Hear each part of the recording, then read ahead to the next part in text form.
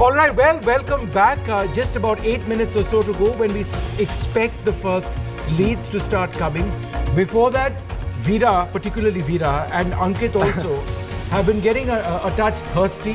Coffee, Ankit drinks a lot of coffee, he's been telling me. He doesn't quite get going without coffee. Doesn't. And Veera wanted to go across for a quick sample of breakfast, Karnataka style. But there's not one breakfast, different regions have different breakfast. You know, the one thing about Karnataka and Bangalore, and correct me if I'm wrong, is that the first thing people ask you is coffee, tindi, uta, depending on the time of the day. Have you had your coffee? Have you had your tindi? Or have you had your uta, which is food, lunch?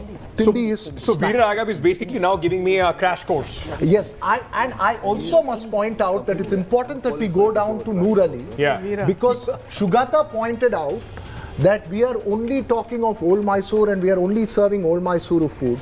The guests are also served only from Old Mysore. Shugata is from the Old Mysore region, Chandan is from the Old Mysore region, Maya is from the Old Mysore region, Sanjal?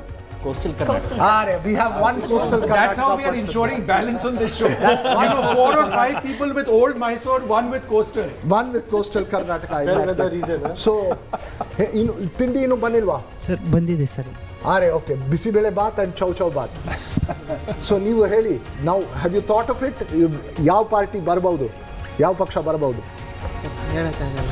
ಹೇಳಕ್ಕಾಗಲ್ಲ. But Veera, tell me one thing. What is the difference between Bisivele Bhat and Chow Chow Bhat? I am an outsider. So, chow chow baat is uppit, that's upma, and kesari baat, which is sweet and sour together. That's served. Okay. Bisibele baat is your sambar rice with mixed with in a typical Karnataka style. And that's the spicy one, right? Yes, bisibele baat is the spicy one. And then you have khara baat as well. Okay. So that's... can you ask him for me? A lot of people have been talking about, apart from the food, they've been talking about politics and Jai Bajrang Bali and all those issues. When he was sitting here and watching the campaign, what stuck with him? What was it that he was looking at when political parties were talking about the campaign? ಅರ್ಥವಾಗಿದವಾ? ಅವರು ನಿಮ್ಮ ಪ್ರಕಾರ ಯಾವ most important issue ಏನು? Mic घर पे लोगों ने क्या सोच के वोट किया? No, it's okay. Congress party. Congress party. Finally, you probed him into it, and he's finally given you an answer for what he thinks of it. From North Karnataka. He is from North Karnataka, from Bagalkot. So North voting for Congress is... Vote ಹಾಕಿದ್ವಾ ನೀವು? North is a strong vote. Oh, he's in Delhi ಅಲ್ಲಿ settled. He is settled in Delhi. yeah, but the family there, like he said, His family will be there. Bagalkot ಇದೆ. Mr. Mallikarjun Kharge would be very, very pleased hearing that. No, that's a different region. It's not the... No, I'm saying that the Congress president will be very happy. No, so you probed him, we pushed him, poor man, at 8 o'clock. As we get Veera to settle down over here, let us just take a look at what the Karnataka Assembly election results in 2018 were. Yeah. And just bring up the numbers over there. Remember, the BJP had 40.4% of the seats with 26 seats. The Congress had 24 seats with 42.6 over there. Parties and alliances in 2023, just overall, 224 to the BJP, the Congress and its allies at 224. This was the number of seats that they contested. Yeah. And the JDS at 209. These are the seats that they're contesting. Let's go to the next set of graphics, please. And what we will now take a look. Here, my view was. As we wait for that change in graphics, just to let you know that the first polls are about 4 minutes away. If you look at the size of the electorate over there, 50.4% are male, 49.6% are female. So that's what we have. These are the broad numbers which we thought we would bring you. You've got to look at the young voters, 80 plus voters as well. And so those are the broad numbers that we're looking at. People have voted, of course, on the 10th. Okay. And today, it all matters right now. Can I very quickly ask, Veera, if you want to take that on, not a very big increase as far as the voting percentage is concerned, about 1% jump from last time. How do people read that? I mean, 1% jump, it's not like a decisive pro-incumbency, anti-incumbency kind of a thing. How do people read that? If I've learned one lesson, I think never read vote shares as this or that. It could mean this and that. But there are some constituencies where the vote share has been, I mean, the turnout has been really large. Like, for instance, in some of the hardcore Vokaliga constituencies, you've seen a massive a spike in vote share. So that's potentially showing greater mobilization. Now, what it means as a result, I think could be anybody's guess. I mean, it's a matter of subject to interpretation. Yeah. But generally, one sees higher vote shares when there is an anti-incumbency kind of wave election that There's comes been a up. huge amount of interest in this election in Karnataka as well. So if we just take a look at, contest. in fact, So this it is the would be graphic difficult to decide which I what was it exactly means, referring but to yeah, could be earlier on. meaningful. Veera, you want to take us through this? This is 2018 and 2013. Let's look at 2018 quite closely. With 38.04% of the vote share, the Congress was won just second 78. with just 78 seats. So it's technically 80, two independents Right, as well. yes, So yes. 78 seats, 38.04% vote share. So this graphic, the significance of this is purely this, right? And as Sugata pointed out in one of our conversations, the Congress has won 89, 99 and 2013 when the opposition was split.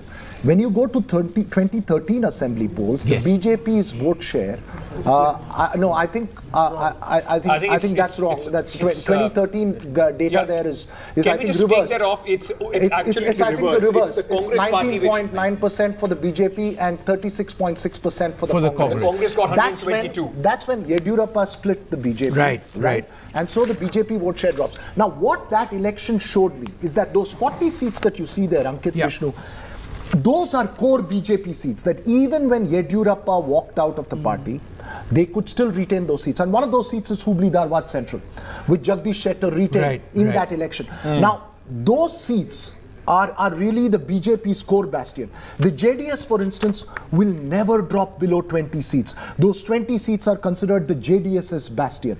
And the Congress similarly has a bastion like that.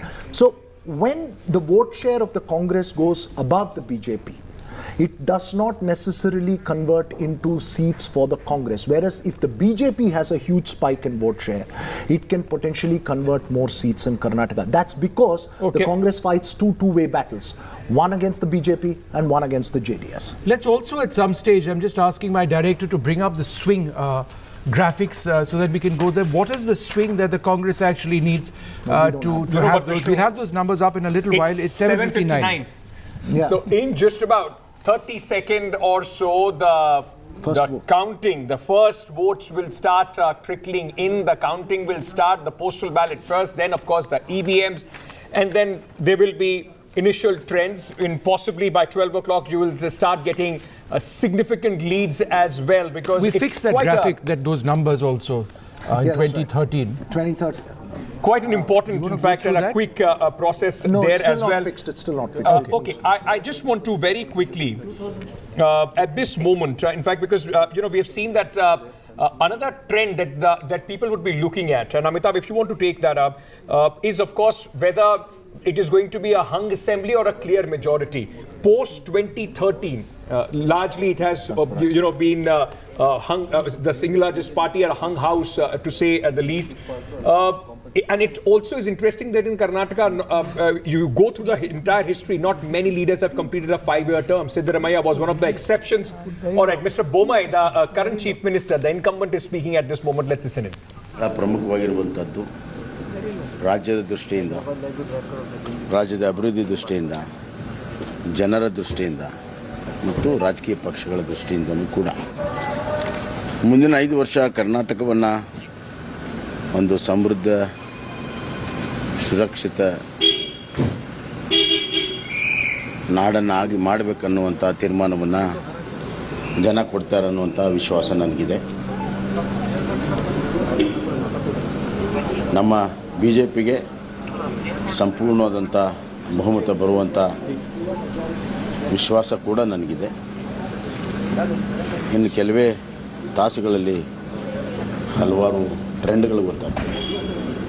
ಇನ್ನು 4-5 ತಾಸಲ್ಲಿ ಹೆಚ್ಚು ಕಮ್ಮಿ ಫಲಿತಾಂಶ ಯಾವ ದಿಕ್ಕಿನಲ್ಲಿ ಹೋಗ್ತದೆ ಅನ್ನೋದು ಕೂಡ ಗೊತ್ತಾಗ್ತದೆ.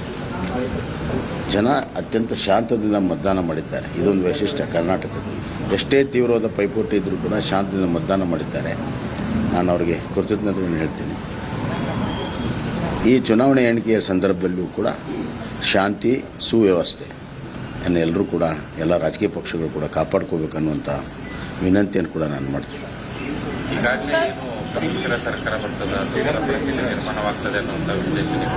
ನೋಡಿ, ಇದೆಲ್ಲವೂ ಕೂಡ ರಿಸಲ್ಟ್ ಮೇಲೆ ಅವಲಂಬಿತವಾಗಿರೋದು. ನಾನು ಹೇಳಿದ ಕೆಲವೇ ತಾಸುಗಳಲ್ಲಿ and there was no incidents, and that people have given a good opportunity for a good mandate here, and he says he's confident of a clear majority for the BJP. That's as much as I could hear him speak, right, Maya? He's not sounding very upbeat. But I don't know, maybe because he's still waiting, he's also woken up late, 8 o'clock in the morning, maybe he's just warming up, you don't know. Huh? Yeah, he's a development and stable government.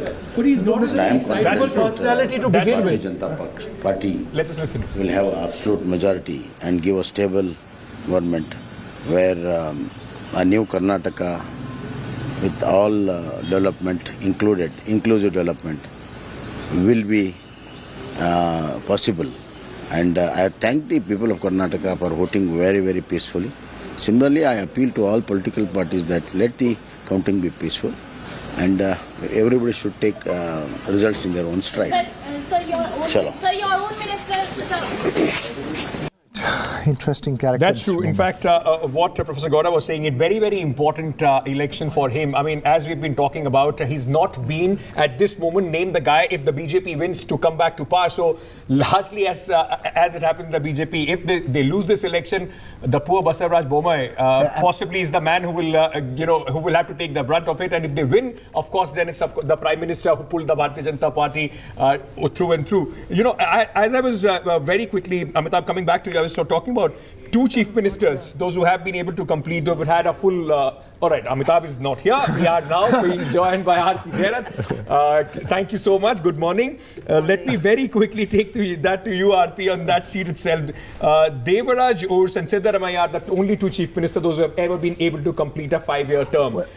Just a correction on that. S.M. Krishna technically completed a full term. It's just that he called for an election a little early.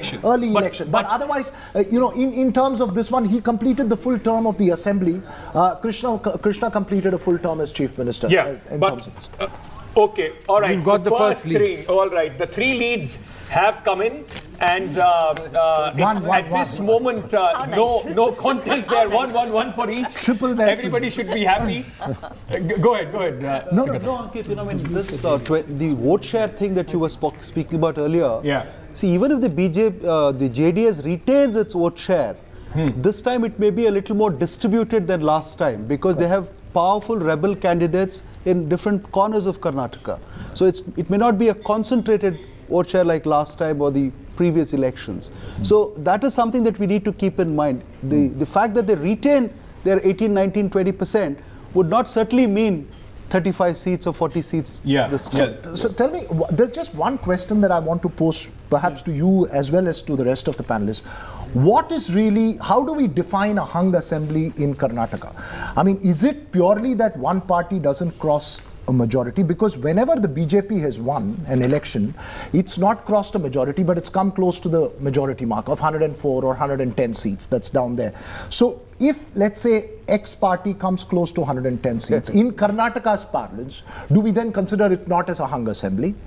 No, but it would be in any case, because the Congress, when they have won, they have been able to go through that. No, that's as far as the Congress is concerned. But the question really is that when you say that a chief minister has not completed term, it's not primarily because the numbers were not there. It's also because of the internal contradictions in the BJP that you didn't have Yediyurappa complete his term. Like Mr. Yediyurappa, 4-time chief minister and has never been able to complete his term. Veera's question on what is considered as a hung assembly in Karnataka. See, I would put it this way. If the Congress gets 120, it's still a hung assembly. If the BJP gets 110 or 100, they're still in a striking distance. That is the kind of the point I was trying to make. That is basically because of their, other factors that are involved. True, but their ability to sort of pull the post-election factors. All right, more leads coming in. 3 for the Congress, 3 for the Bharatiya Janata Party at this moment. JDS at 1. So both the Congress and the BJP at this moment. All right, BJP now going up to 5 and the Congress at 3. But these are JDS leads. at 1. Very early leads. It's All just these are that not even these- results. The usual So, health hazard that these Absolutely. are postal ballots. I think but the the fact is, It's all postal ballots. it is the so, postal ballot, but the fact we is should these not leads draw are coming conclusions. no, but at I this think it's moment fair and- to say that the T20 match has now started. Absolutely. The Right? first ball. The first couple of runs have been scored, but let's see if these are substantive. 5-4-1 at this moment. Chandan, I just 10 wanted leads to coming in. Talk a little bit, and we haven't touched on this morning, on the importance. I'm just going to hold that. Let's just go across to our reporters first. My colleague Srija outside the residence of BS Yediyurappa, Pratibha outside the residence of Devegowda, but Sunil Prabhu joins us now first with some important news. Sunil, go ahead.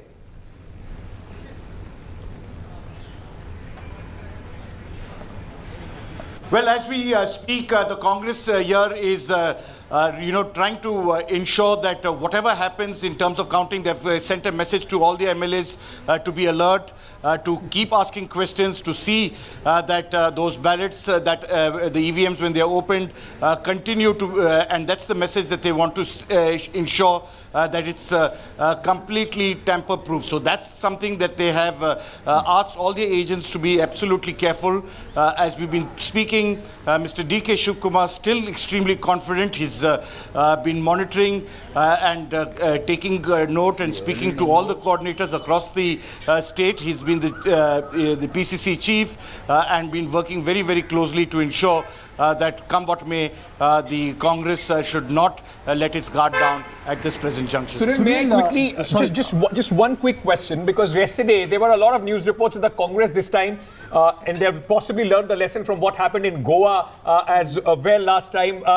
Is the Congress party already, sending messages to their MLAs, whosoever wins, they would be taken out of the state or something? A lot of news reports of Hyderabad and other destinations already been looked at.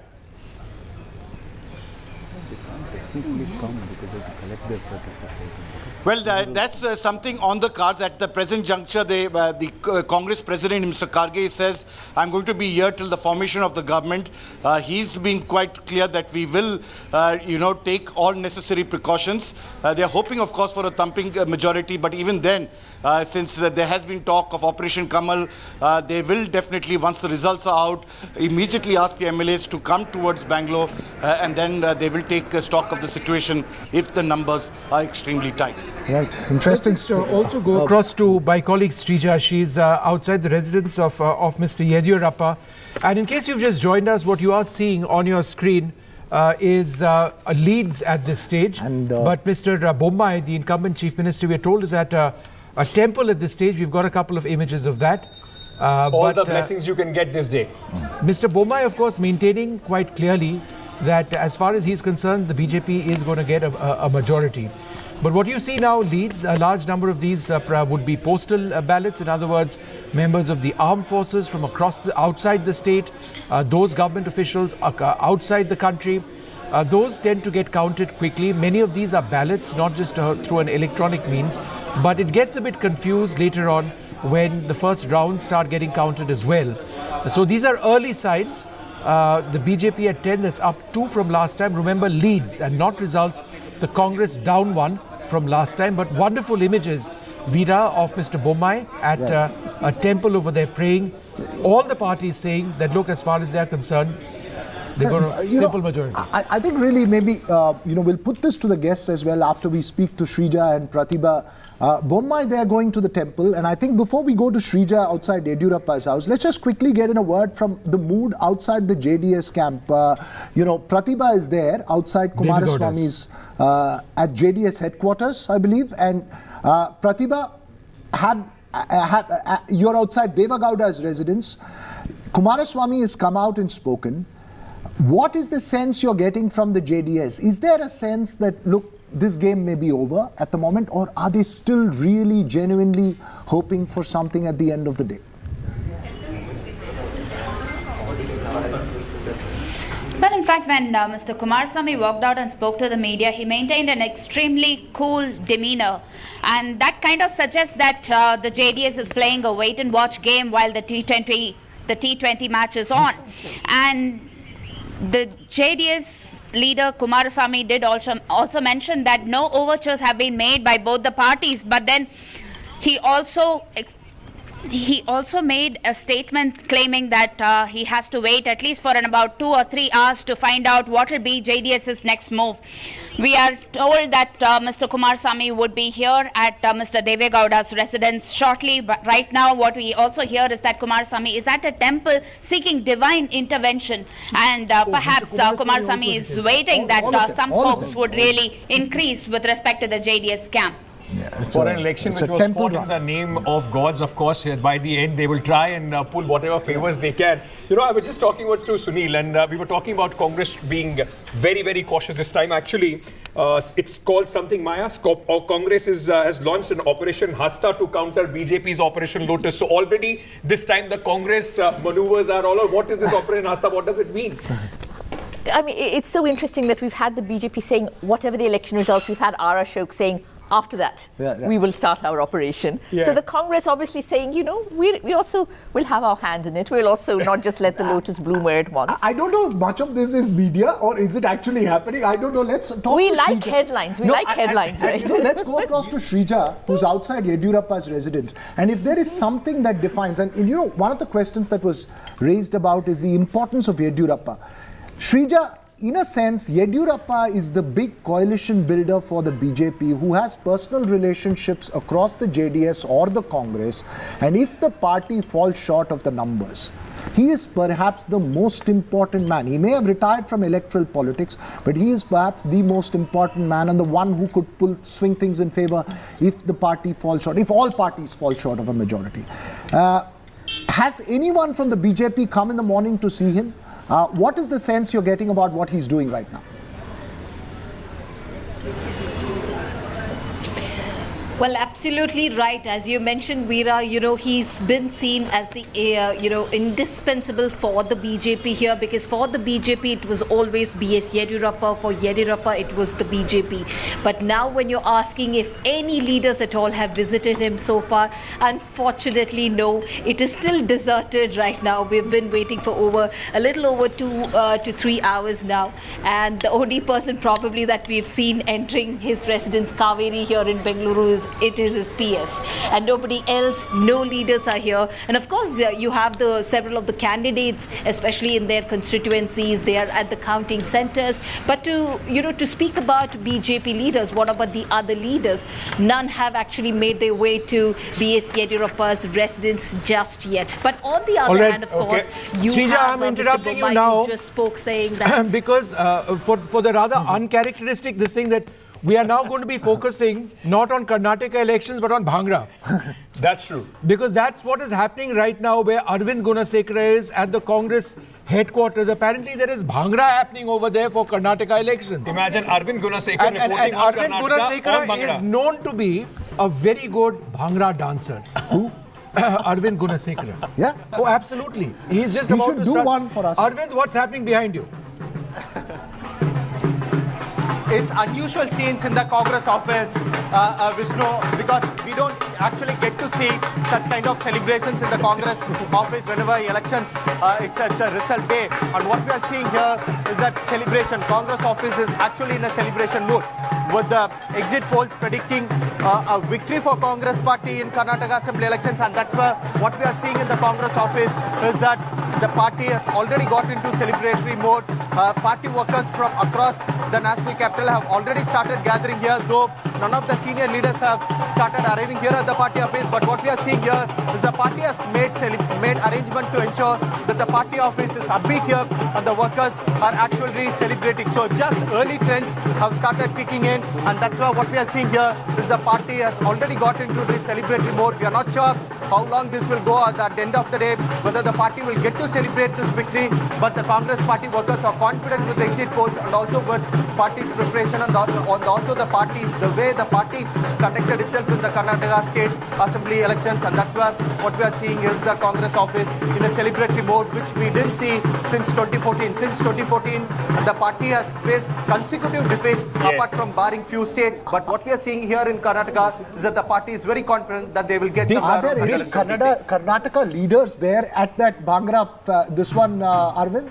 Well, Congress would hope not all of them should be in Bengaluru right now, trying to figure things out. Delhi has not heard a voice like this outside the Congress headquarters for a very long time. And Manisha ji, this also tells you how important this election is for the Congress party. Yes, absolutely. That's why there is that sense of excitement in the Congress that it also gives them that sense that... For the Congress, in 2018, in 2018 when the results started coming in, the BJP at their office in Bengaluru began distributing sweets. But by the end of the day, they had to kind of pack the sweet boxes away. Remember the memories? Early optimism. No, so I think the BJP, this time you can see even through the campaign, you know, the Congress has borrowed a lot of things from the BJP. Absolutely. You know? And this is one of them, that you declare victory even when victory hasn't come yet. Optics, absolutely. I'll just, a little bit on this Sunil Konagulu, who's the one who's run the Congress's campaign in Karnataka, the campaign manager for the Congress.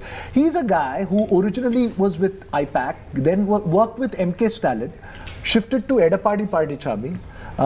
He ran APS's Tamil Nadu campaign and is now with the Congress. In the Karnataka Congress now. He now ran the Congress campaign. So that campaign manager thing, the concerted campaign, a lot of things that they borrowed. This is also an election where the Congress party has been able to match the BJP in terms of resources as well. Karnataka is one state where at least the Congress had those resources to match the BJP. I was talking to him. He said, with the kind of social media campaign that they were able to launch, we can't disclose a number, but the numbers are staggering. It's not that the BJP has run away with that. It's not 1 rupee to 100 rupee being spent. Having said that, the one thing, Aarti, is also that the sense that I get is that the Congress in Delhi was more confident than the Congress in Karnataka. It is the Delhi Congress that had Sunil Konagulu do the campaign. The state leaders had their own social media teams. The state Congress has their own. And Sunil now is already concentrating on 2 other states for the Congress party. I just wanted to focus a little bit on some interesting leads coming in. We're going to talk a little bit about postal leads. We'll have a look at round leads and then total leads. Once again, these are leads and these are not results. But if you take a look, and it's happening very fast, which is what's making it interesting. Postal leads at this stage, the BJP at 25, and they've got 57% of the postal leads right now. The round leads, in other words, after 2 rounds for the BJP, their total leads are at 27. Now, if you look at postal leads for the Congress, they are at 14, and I beg your pardon, total leads at 20, and these numbers keep changing.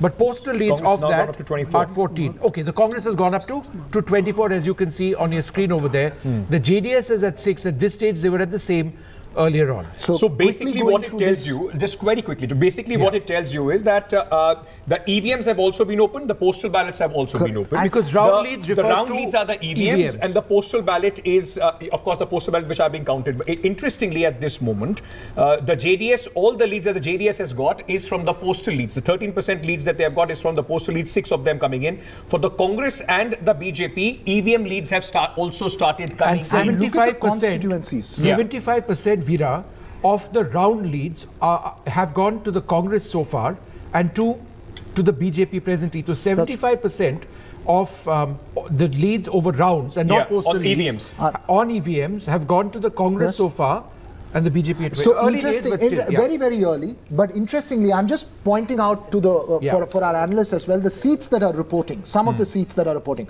Attorney, where you have Lakshman Sabdi taking on Mahesh Kumthali, which is you remember Mahesh Kumthali was the guy who won from the Congress ticket in 2018. He shifted over to the BJP. When the government was formed, Lakshman Sabdi was made Deputy Chief Minister, later dropped. He lost the election in 2019 to Mahesh Kumthali, who shifted over. And so Mahesh Kumthali won the election again in 2019, and this time it's a contest between the two of them. In Atni, the BJP is leading at the moment. These may change. It's important to point out that Attorney was, it was a very narrow margin victory for Kumtahalli last time. Correct. So he has shifted parties. So it's still not a. No, in 2019 he won hands down. With a small margin. That's a small margin. In 2018 he beat Lakshman Sabdi by a small margin. May I very quickly give an update on the leads which are coming in? Very interesting, these leads which have now brought the Congress. 10 leads for the Congress is coming from the EVMs. 21 from the postal ballots, total leads for the Congress 31. Yeah. For the Bharatiya Janata Party, 3 leads coming in from the EVMs, 27 from the postal ballot, so that takes it to 30. JDS, all 12 from the postal ballot. So things are going to change very, very quickly, but at least at the very, very initial leads which are coming in from the EVMs, the Congress at 10, the BJP at 3 at this moment. Just flagging off now, sorry Vishnu, just flagging off now. Very early stages, I don't want to say anything, but Chitapur, BJP is leading according to this data at the moment. It could be just postal ballots. Chitapur is Priyanka Gandhi's constituency. Yeah. I'm just looking at key constituencies. Channapatna, you got the JDS leading clearly. That's right. Kumaraswamy's constituency against CP Yogeshwar, you got JDS leading. Yeah, okay, so very quickly, Sugata, if I can very quickly bring you in, for Priyanka Gandhi, even when we were on the ground, there were murmurs that he's in a very tight race as far as Mr. Kharge is concerned. This is the third time that he's fighting the election, so there is fair bit of anti-incumbency as an MLA as well, but possibly in his constituency. Important what will happen in his constituency as well. Absolutely, because he's been put up against a guy who's, Yeah, I'm just going to do that. Yeah. As a kind of, he has a Muslim reputation, Rathod. And Kharge, Priyanka Kharge Jr., he has always sort of won on small margins. And the first time he contested, I think he lost. So I think 2 elections he's won, but this third one, it was predicted to be a very narrow thing. Sure. Right. I just wanted to go across to RT. And Modi cancelled his rally there because, my guess is that he didn't want to be sitting next to the BJP candidate who is look at this graphic over here, RT, and if you can just go through this for a moment with me on your screen, right in front of you over here. These are round leads, and there are postal ballots, postal leads as well. Now, postal leads, it's 27 postal leads for the BJP, 21 to the Congress, so 45% and 35% respectively. The JDS at 20% of all postal leads. But round leads, which is the more significant one numerically, the Congress presently at 10. And ultimately it will be the round leads which will have a much greater say, obviously. 71% Right. of round leads. Vishnu, we have half a second, can I finish my 71% of all round leads so far have gone to the Congress, and the BJP at 29%. We've got Priyanka Kharge with us. That's right. Veera. Priyank, nervous start to the day for you? Well, it's just the beginning. We have another 14 rounds to go, and I'm sure that we'll cross the 120 mark sooner than later. What was the defining feature of this campaign for you? What was the defining feature of the Congress campaign for you? No, I think one was we were well prepared. The narratives that we set stuck with the government, whether it's the 40% Sarkar or the PCM campaign or the Kivi Mele Uva campaign. People were fed up, and we were able to ride on that. And the scams that they got out, especially with respect to unemployment, I think that is something that the BJP misread completely. And I think we capitalize on that narrative building quite efficiently.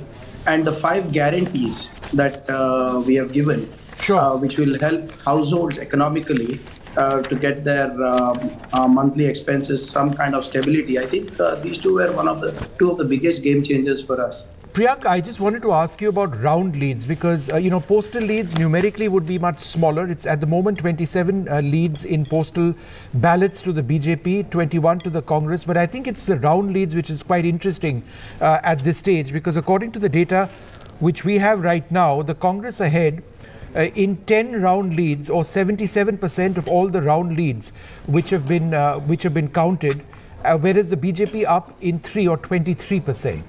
So that is significant. It's very early. Veera, any idea about where these leads are coming in from? Which ones? But go ahead, Priyank, make your point and then. See, there is a very strong undercurrent against this government.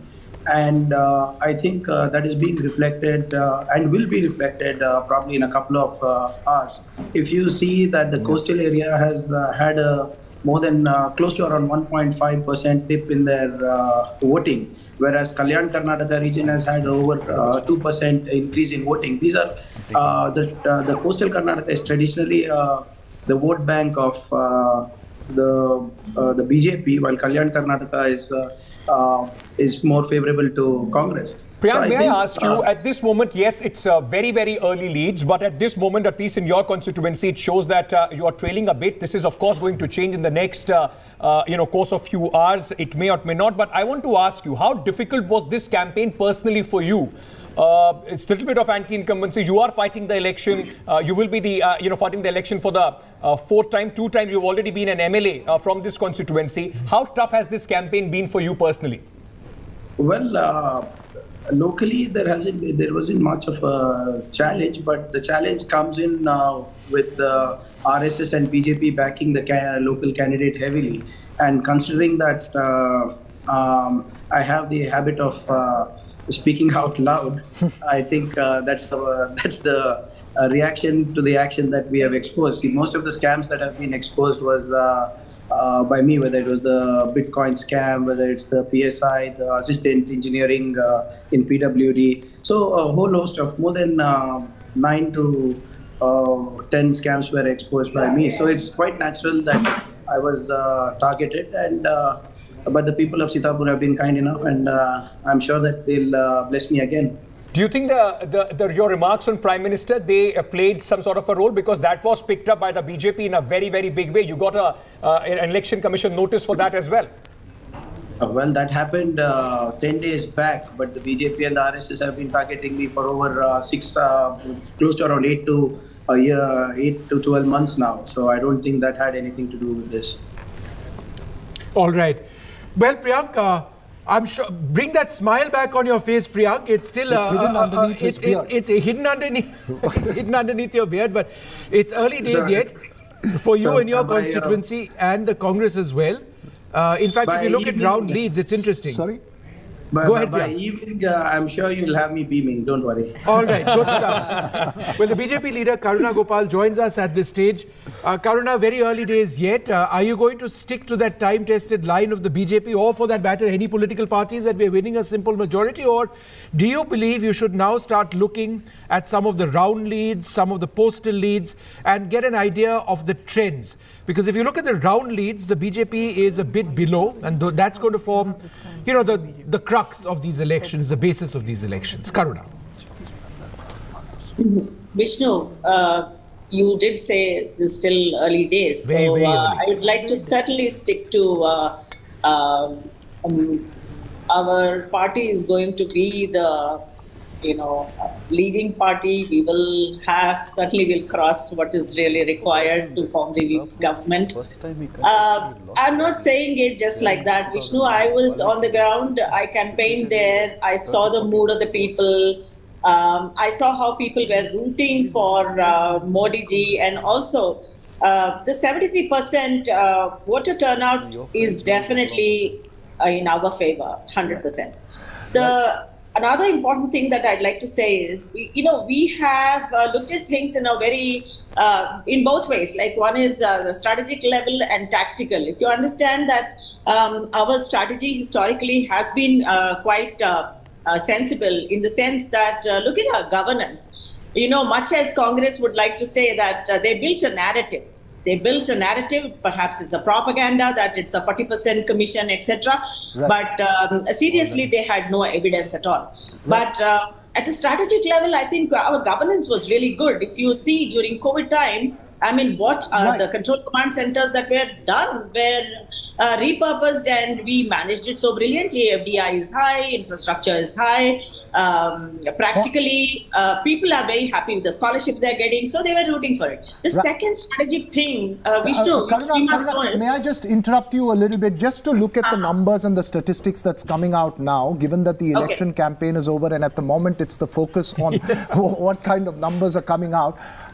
62, when you say Congress up 13, it primarily means that in 13 seats that was won by the BJP in 2018, the Congress is now leading in 13 of them. So the Congress up by 13 seats. The BJP, when you say it's down by 5, it means that in 5 of the seats that it won in 2018, it's by trailing 3 in that. And JDS is down by 7. So the initial indication, just pointing this out, saying 65 seats, Congress up by 12, 62 amongst the seats that are reporting. So I think primarily it's the seats that the BJP won in 2018 that are largely reporting at the moment. Perhaps you'll get a clearer picture as we go along in the day, just to make sense of the numbers that are going down on this one. So Karuna, is there a sense, when you see these numbers right now, I know it's early days, is there a sense of nervousness that's setting in? No. You know? No, absolutely not. In fact, there is no nervousness at all. For instance, last time we noticed that some of the seats were lost with a terribly narrow margin, like 5,000 votes or 7,000 votes. And these are the seats where we're going to win definitely this time. And, our action in terms of if you know that BJP is a very well-oiled machine, especially at a tactical level. And in the last minute, we have ensured that our people move to the polling booths. So we are absolutely confident. And also the urban, the numbers might look not very encouraging, like 54% just in the urban Karnataka. Yeah. But, this audience is quite they're fence sitters, they're skeptical, they analyze a lot. But I think with Modi ji being there, they got a sense of our, vision for the country, etc. And I am 100% okay, Karuna, sure. I'm just interrupting you now because I wanted to go across to Aarti and, understand the number situation over here. I think we are beyond that stage of early days. I think it's happening terribly fast at this stage. But if you look at the Congress and the BJP, 68 and 61, remember the majority mark is 113. Out of 224 is what we are looking at. Now, these are leads, not results by any means. But Aarti, if you consider what's happening now, clearly the Congress on the ascendancy, but it's still quite close between the two. It's still postal ballots, I was told, Vishnu. No, these EVMs have also started. Already started coming So what is the tally in the EVM rounds? So the EVM rounds at this moment, the Congress leading on 29, the BJP on 21. Yeah. At this moment, and the JDS on 5 in the EVM rounds. In the second round for the EVMs has also started in few of the constituencies. So it's still a very close battle, and I think that it would be hasty to draw any kind of conclusions. But I mean, 30-21 right now. In terms of round leads. Yeah. If you wanted to. But the edge is with the Congress, as predicted by all exit polls. And you know what's interesting, Aarti? Sorry to interrupt you because I'm just getting these updates constantly. It's 41-41 as far as postal leads right now are concerned. Yeah. But it's really too early, given that Karnataka is a state where the margins are traditionally low, very low. I think until about 11 o'clock, you can't even start making assumptions on the kind of trend that's coming, unless it's like a categorical, clear trend. Absolutely.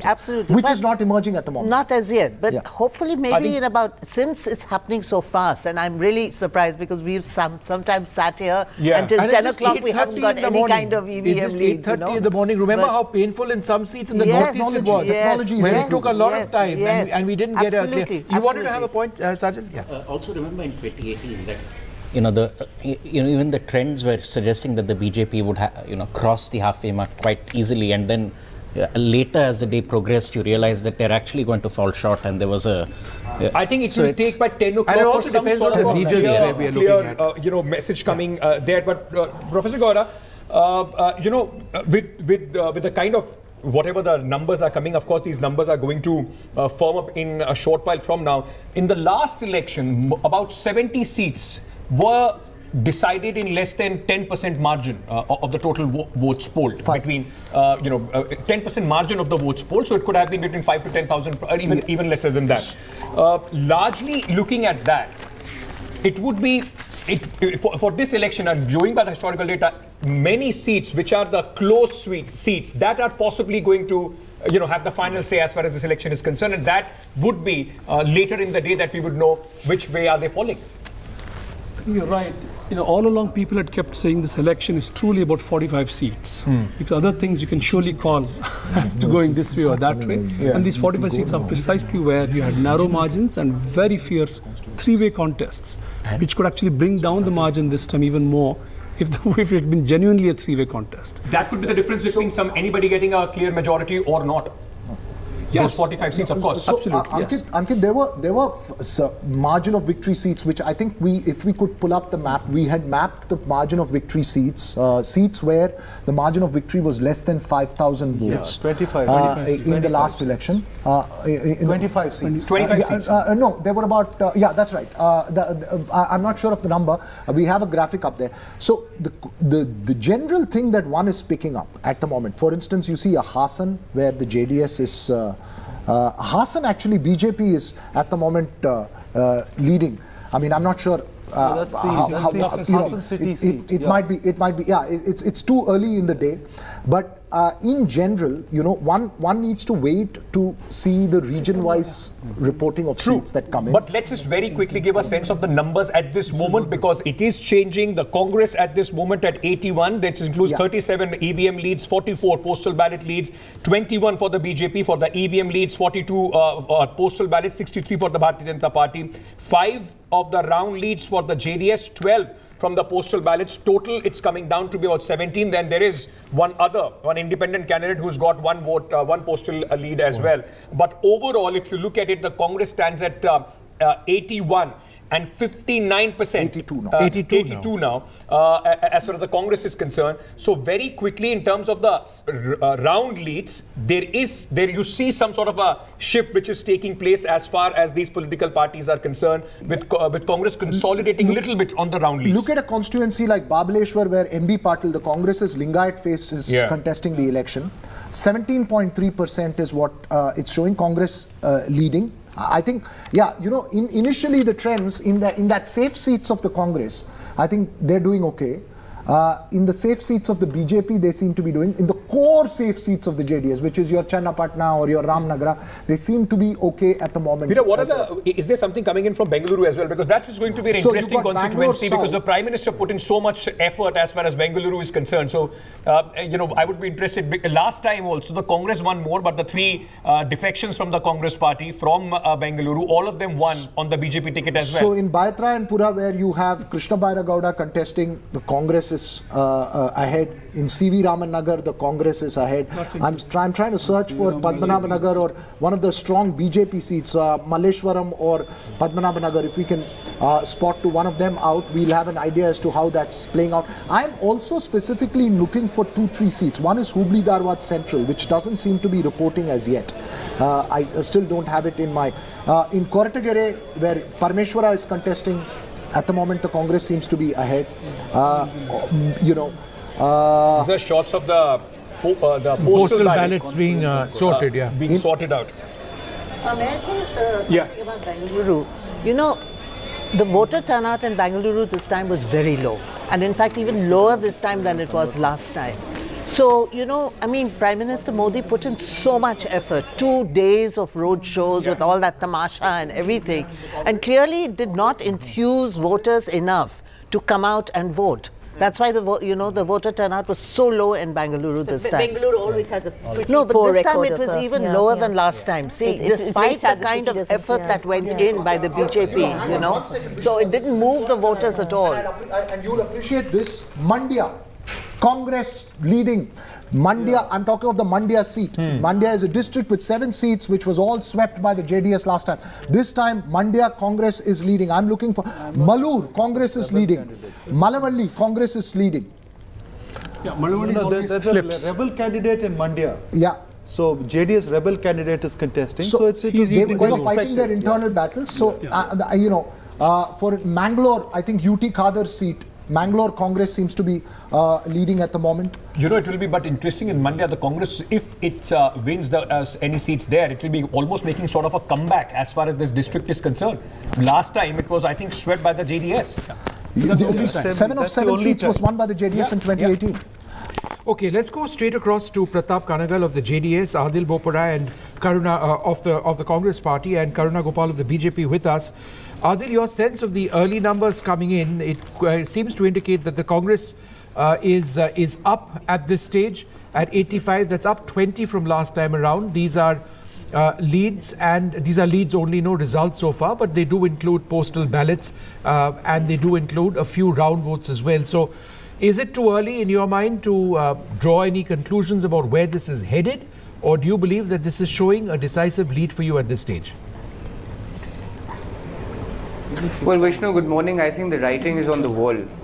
The people of Karnataka have decided to vote out the incumbent. The Congress party, I don't want to jump the gun, but the Congress party will have a decisive mandate in its favor. We are going to be crossing 130 seats, and pressing issues such as inflation, such as corruption, unemployment have resonated with the masses. My estimate is that it's still the first round, but the leads will solidify as the day progresses. I think by 11 a.m., 11:30, the leads will solidify, and our very spirited campaign will bear fruit. If I may very quickly, Maya just a short while back was telling us that last time the BJP had started early distribution of sweets, didn't work out for them. Congress headquarters after a very long time will pull those shots out. People are dancing. Bhangra is happening there. So would you want to tell them to stop before a decisive lead Adil, or a trend comes we're in? We're talking about Karnataka elections, but it just goes to show that Bhangra is as much a Karnataka dance as it universal is. now. It's universal, absolutely. Well, absolutely. We are keeping our fingers crossed, but the report and the feedback from the ground is very, very positive. I think the 40% Commission Sarkar, the people are repelled by the 40% Commission Sarkar, and we are very hopeful for a very decisive mandate in our favor. Can I just go across to Pratap Kanagal? Mr. Kanagal, again, qualifying this very carefully, early, etc., but you're actually down 10. And considering that you are a smaller party in certain senses, and the other two that you were looking to consolidate your vote in the old Mysuru region, etc., if you're down 10 at this stage, then is there a real concern that your core area in, for example, old Mysuru may have been, you may be losing over there to some of the other parties, possibly the Congress? Good morning. First of all, as we it's like last election, it's too early for to conclude on anything. Even the last election, it was almost like at 2:33 o'clock, it was showing 130 leads for BJP, but then it was everything got changed. And the secondly, JDS, four voters are from the rural side, and it may be so what? I think I'm sure that we will improve our numbers, and we will increase the numbers compared to the previous election. That's the ground report. Quickly, just pointing out a couple of seats that are coming up as well, just in the interest of analysts. We are qualifying these maybe early, very early. You've seen the numbers on your screen. That basically means 85 seats out of the 20 seats that BJP won last time. The Congress is actually, gaining those seats. In 74 of the BJP seats, they are down by 11 seats, which means 11 of the seats that they won in 2018. Just to make sense of the numbers, again qualifying that these are very early trends. But Veera, let's wait and watch. One second. JDS going down is significant. Yes, it is significant, Vishnu. But let's just wait. This down and up can change. No. We know that. We know that. We are disputing that. Yeah, what we have right now, I'm just putting out some of the interesting seats that I'm seeing, pointing here. Gangavati, this is where Janardhan Reddy is contesting from, where he is leading. Gokak, where you have Satish Jarkioli, the great Jarkioli brothers, one who shifted from Congress to the BJP. They are the ones. The reason why Lakshman Savdi had to leave the party, because Mahesh Kumtali was close to the Jarkioli family. There, the BJP is leading. As we pointed out earlier, Chitapur, the Congress is still trailing. These are some interesting seats that are reporting. I think Bangalore. You asked me a question on Bangalore there, Ankit. I think Bangalore, largely the seats are remaining with who it is. Can I ask you one subsidiary question on Bangalore? One interesting person, Mr. V. Somanna, who is fighting against Mr. Siddaramaiah in Varuna. He won from the Govind Raj seat, if I'm not mistaken, last time. That seat is being given to somebody else this time. He is now fighting from Chamarajnagar and, of course, from Varuna. So, taking him out of that equation, there are 3 seats which are going to be impacted. What's the sense there in all those 3 seats, Varuna, Chamarajnagar, and Govindanagar? You were asking me? Yeah, if there is. No, so we still don't have that kind of data. But interesting that you point this out. And Shugata has been saying all along that Siddaramaiah wins with a close margin always. Siddaramaiah, last time as well in Badami, the margin of victory was less than 5,000 votes. That was there. 1,600 or 1,800. 8 as well. So in Varuna, my sense was that when R. Ashok was fielded in Kanakpura, I think that was more of a token gesture battle because they needed somebody strong from the BJP in terms of optics to take on DK Shivkumar. And I think it was primarily optics that led to V. Somanna as well contesting from Varuna. I don't know what the consequences are going to be, but his own consequences. Both of them have been given second seats. They've been given a seat for their safety. Yeah, but I just want to ask that. Taking Mr. V. Somanna out from his Bengaluru seat, giving him a new seat this time, and then, of course, putting him in a contest against Mr. Siddaramaiah. BJP is more or less, at this moment, potentially, is looking at putting all these 3 seats in danger. I mean, in that sense. No, you could look at it the other way around as well, which is, Varuna seats, although it's in the old Mysore region, the voters there, the caste of the voters is fairly distributed. There are Lingayat voters, there are Kuruba voters, there are Okkaliga voters, the Dalit voters. And it's if you corner, arithmetically, if you corner a certain section, then it's likely that you will win. Yeah. And Somanna, if I may remind you, when Siddaramaiah contested the Chamundeshwari election, when he crossed over to the Congress, he was managing the campaign for Siddaramaiah. So he knows his onions or his game very, very well. It's only reporting 2.9% at the moment, which means it's very, very early. But Chamarajanagar, the Congress is leading. Yeah. Most exit polls, and I was talking to a few of them, are at this moment, and I'm telling you, they said that Mr. Somanna could possibly lose both the seats, and then, of course, taking out of Bengaluru could cost the BJP that seat as well. One interesting statistic, Maya, Virajpet, right, Karnataka South, has already moved into its second round of leads counting. The point I'm trying to make is that this is actually happening phenomenally fast by recent elections. And who's leading? Oh, yes. The BJP is leading as of a few minutes back. As of a few minutes back, the BJP was leading over there. Vishnu, we also have that region-wise breakup that you're talking about in terms of leads and shares. That's South Karnataka. What you have on your screen West is primarily coastal Karnataka. North and this South is important Karnataka, because let's just go through this. this. BJP is up in 18. This is the BJP bastion. Okay, this is BJP is up in 18, but they're down from last time around. Down in their bastion. Strong seats. Congress is up by. No, but let's talk about West for a moment. Aarti, would you like to come in over here? Again, qualified, saying all of that. But this was the area where the BJP was expected to dominate, retain. If they're down 5 in this area, with the Congress making inroads, how significant Aarti is it? Well, I think we have to wait for these trends to really consolidate. I would say it's a little early because this is a BJP stronghold. And, the BJP is traditionally, it's kind of almost controls that area, But yes, if the Congress has managed to make inroads, I think it suggests a very strong degree of anti-incumbency. Round leads is now more than postal leads. Yeah. Okay, so we're moving away from that. Anti-Hindutva, but just anti-incumbency against the government. So here is coastal Karnataka. Coastal Karnataka is a place, and correct me if I'm wrong, Sanjal, where you had written a piece on the caste vote maybe splitting in coastal Karnataka and the Congress making some kind of gains in that region. Yes, I think there was, on the ground, there is a lot of dissatisfaction with the state level leadership. And that has to come down to certain OBC groups like the Bilavas who feel that they've been left out and not given enough share of the political power. And this is also where a lot of candidates were replaced by the BJP. Yes. So this is part of that experiment. Okay, so I wanted to comment, but this is where also a lot of people throughout the campaign kept talking about when Bajrang Bali and all those issues were raised, that this is the place where it will have the maximum impact. The BJP would be able to maximize it. But the other counter to that was possibly the minority vote, which used to get split between the Congress and the SDPI, would consolidate behind the Congress, which could give the Congress gains. And we are seeing 3 gains at least at this moment for the Congress party in this region.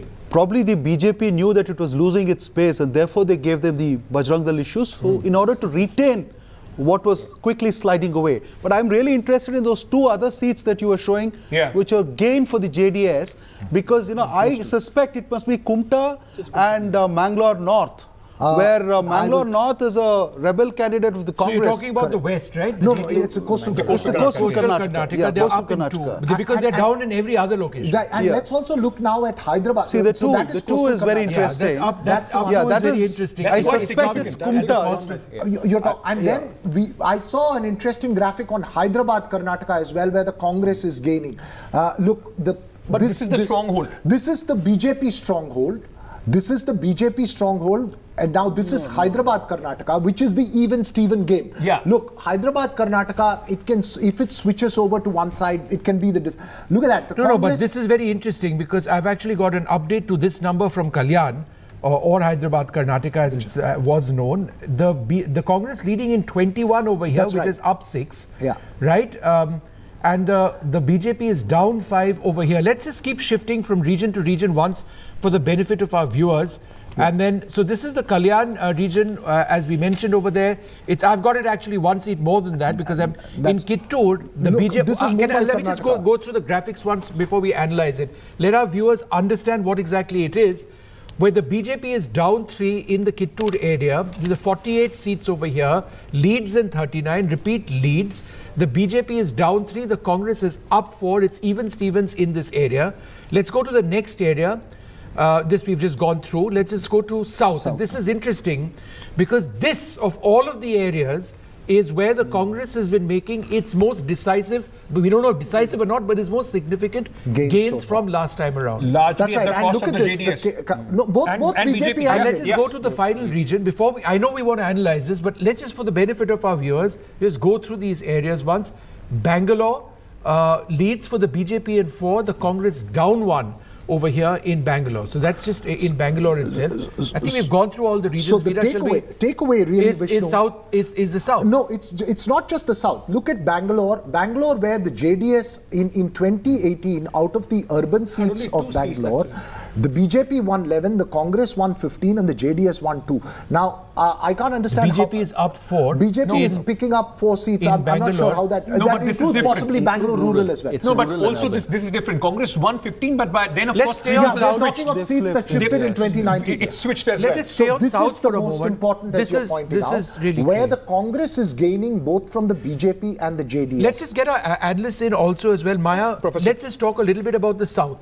How do you analyze these leads? I mean, it's very interesting because this is Congress JDS. We've been talking about that. The JDS clearly losing out here, clearly not doing as well as it had hoped when they were talking about the numbers and how significant they would be. They would definitely have been counting on the south part of Karnataka. And if they're losing here with a clear gain for the Congress, then we're looking at maybe a smaller role for the JDS after the election results are in.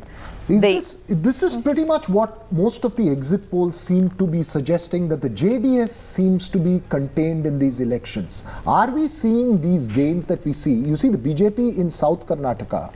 When you're talking of BJP losing seats in South Karnataka, you're talking, BJP has its stronghold, right? When we talk, the problem is when you talk of South Karnataka or Old Mysore region, it has 2 parts. One is the Kaveri Delta region, the Kaveri River Basin region, which is the JDS bastion. And then you have the other areas like Shimoga and other places, which is BJP, sort of is a huge thing. So, is this what we are looking at? Are we looking at BJP perhaps making gains in terms of vote shares in the JDS heartland, and that translating into something beneficial for the Congress? Several exit polls seem to be suggesting. No, the Congress could have gained substantially, and the JD and the BJP may have sort of swung a 2 or 3% vote towards themselves. So that will make a dent on JDS. So I mean, if both the national parties take away a bit, so yes, obviously they're going to come down. As of 9 a.m., I'm just coming to you. As of 9 a.m., one thing is very clear when you go through through all these regions and the map at this moment. Congress more or less is leading or gaining from in almost every region. Yes. BJP is slipping almost in every region. Yes. Because this Bengaluru data could slightly be difficult because they won 15, then they were brought down to 12. Two important at this moment information coming in from the Bhatkal constituency. The BJP at this moment is in the lead. Yeah. And from the Chamarajnagar constituency, the BJP is trailing. So Mr. Somana is trailing. Professor Gaurav, you wanted to make a point. Go ahead. No.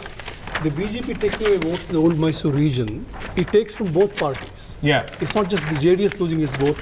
They are making little gains. They're not making big gains, but the gains come from both sources. But that would be encouraging, looking at future for the Bharatiya Janata Party. This is encouraging. This used to be the Achilles heel as far as the BJP is concerned. If in this region they start gaining any traction, that would, as I was telling earlier, then this election largely, the Karnataka largely becomes a bipolar state with the regional player being reduced to the margins. But I still feel the BJP will be a very distant third in the old Mysore region. So, just to add a word of caution to everyone, Atani, where we were mentioning, Lakshman Sabdi trailing, it now is reporting Congress leading. So it's a very close fight in Atani, and that's a prestige battle. I have 4 indicator seats for these elections, Vishnu. One is Hubli Dharwad Central, and that will show you whether it's the BJP's party that's stronger or the candidate that's stronger. Atani, where somebody like Lakshman Sabdi shifting from the BJP to the Congress, can that result in some change?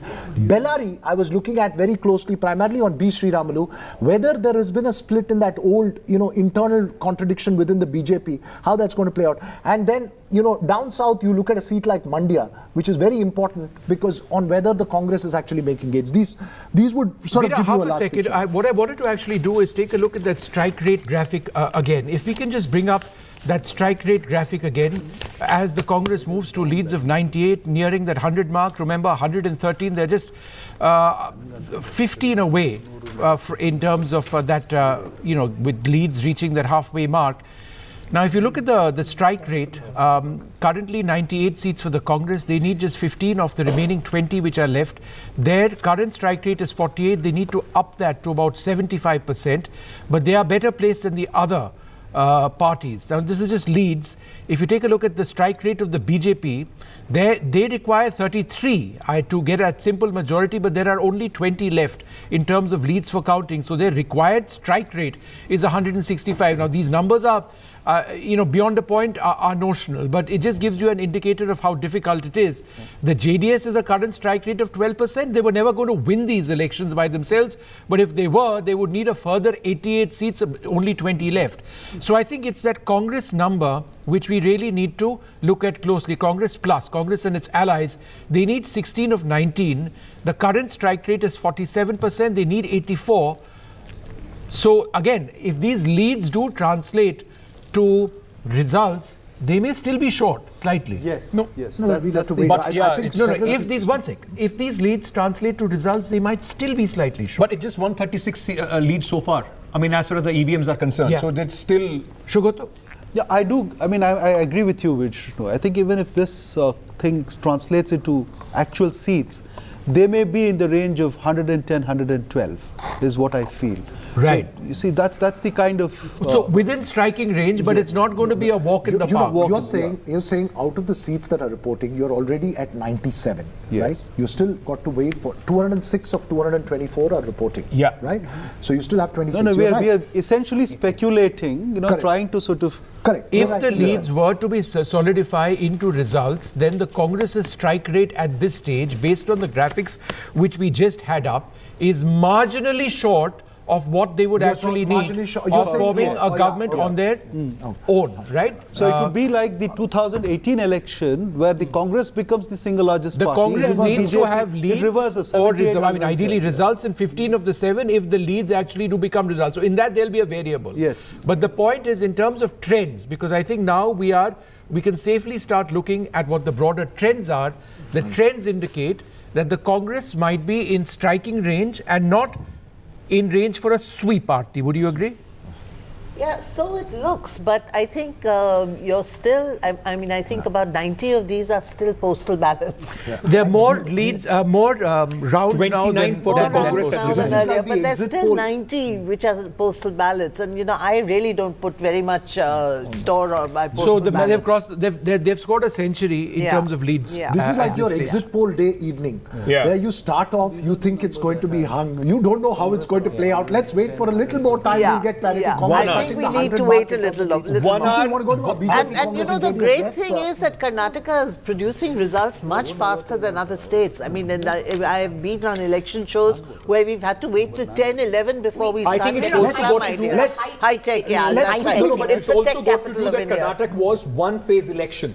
That also makes a difference because that is how the EVMs are opened. If there is phase-wise counting, then that is how it is. It also delays if the elections take too many phases. We'll quickly get Pratap Kanagal of the JDS as well to respond to how he's seeing the numbers playing out at the moment. Pratap, if you can hear me, what's the sense you're making out? It seems a little worrying for the JDS at the moment. 23 leads. Out of that, you're down 12 from where you are. Are you expecting to settle between the 20 to 25 mark? No, definitely not. We are confident that we will cross 40 minimum. That's for sure.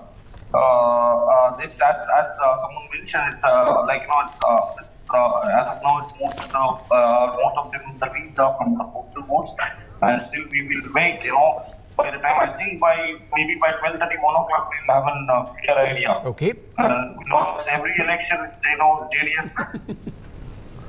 Okay, you've got a bit of a problem with your line. I'll come back to Mr. Kanagal in a moment. Let me go across to Rajiv Gowda of the Congress party who's with us. So if you take a look at the lead situation for the Congress, you're at 103. You know, firstly, we just want to not get ahead of ourselves, Mr. Gowda, because there are postal ballots as well. But there are a couple of second round voting that is taking place. Based on postal ballots and first and second round voting at EVMs, do you believe you are going to touch the magic mark by yourselves or fall just short of it? I think the trends are in the right direction, Vishnu, and basically we are confident of getting a majority. It's, as you said, it's a little early, and we will wait for a couple of hours before trends crystallize. Are you satisfied with where you are presently, or do you believe that, you know, in terms of leads, you would have liked to have seen yourself somewhat better? We would certainly like to be, at least, we should, you know, already having a majority by this time. But that's important. It's trending in the right direction. So there's no need for us to get super excited. You know, what is interesting is that, half a sec, just one more point, Veera, before I come to you. If you look at the West, and let's have a graphic, if we can, of Western Karnataka, and you know, I mean, it's interesting where that this has been a stronghold. If you look at the West, this is where the Congress is up for. This has been the heartland of the BJP. These are leads. If these do trend into results or turn into results, then this is where you're making a huge sort of presence. How significant is that for you? The coast has been sort of a laboratory for Hindutva politics. So every gain that we make there, like we had swept in that region in 2013, is actually a very valuable gain, and because it helps restore normalcy and balance on the ground. But regardless, it also shows that people are sick and tired of that kind of divisive politics.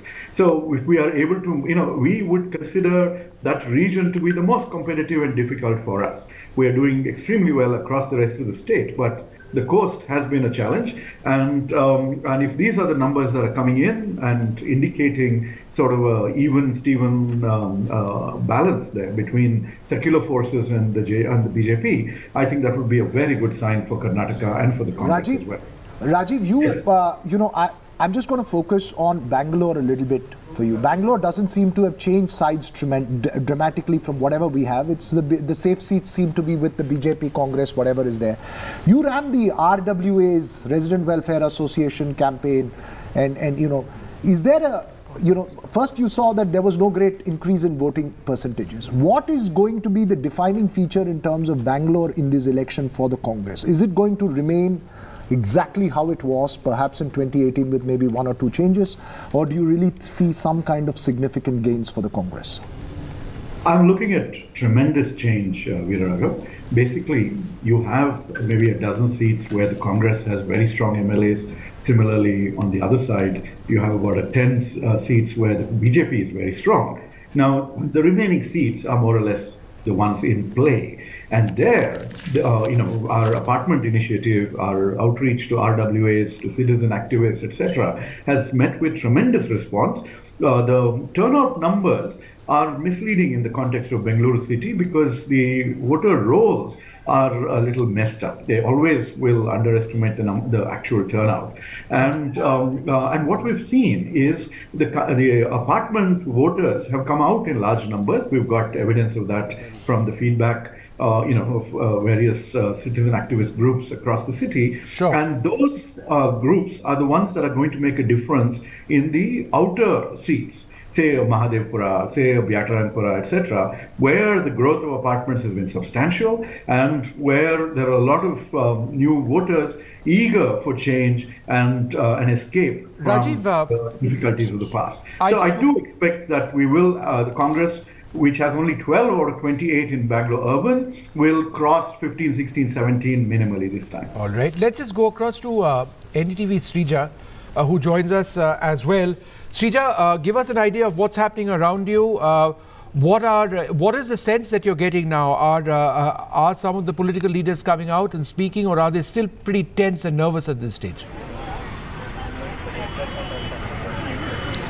Well, unfortunately, nothing much yet at Yediyurappa's residence. This is very unusual because all this while we have seen, especially when even from the time where the BJP High Command had not given various tickets to some of the senior leaders, the first action that we witnessed was right here, right outside BS Yediyurappa's residence, not even Bommai's or even Mr. Katil, who's the BJP state president. So everybody were rushing right here, those who even got the tickets just to thank him, or those who even did not get tickets to also try and persuade him to get the tickets. But today it's unusually quiet, deserted. We haven't seen anyone enter, just apart from his daughter Aruna Devi, but not really much of an activity outside Yediyurappa's residence. But also to talk about other leaders, also we are still not getting in terms of action on ground right outside even BJP headquarters. Not really much of party workers who are very excited in terms of how their numbers are picking up. But what we do know, just like you pointed out, yes, they may be in a in a fear of of course because of the anti-incumbency wave, whether they are losing or not. But again, you have Bommai himself just about a few hours ago, where he went on to say, exuding confidence, saying that the BJP will come back to power. Just hold on a second. While you take that question, one interesting thing at this moment, and like these numbers also, Congress at 109 leads, but if you add BJP plus JDS and the other, they are also at 109. Very, very interesting. This is happening right now as far as these leads are concerned. It's a close election. Sunil, we've got live pictures of Basavaraj Bommai there, presumably in Shigaon, or in Hubli. He's got a house in Shigaon as well as one in Hubli. I think this is the Shigaon house, if I recognize it. So there, perhaps hold up with all his supporters and this one. Sunil, the sense that you're getting, you started off saying that the Congress is hoping for a number around 117 plus, right? The sense that you're getting as you see this, on two counts. One is coastal Karnataka, which you understand really well. There seems to be some gains the Congress has been making in coastal Karnataka. And what's the real talk that's happening at the moment in the Congress? Is there still a feeling that you may just be above the majority mark and not have or just short? Yeah.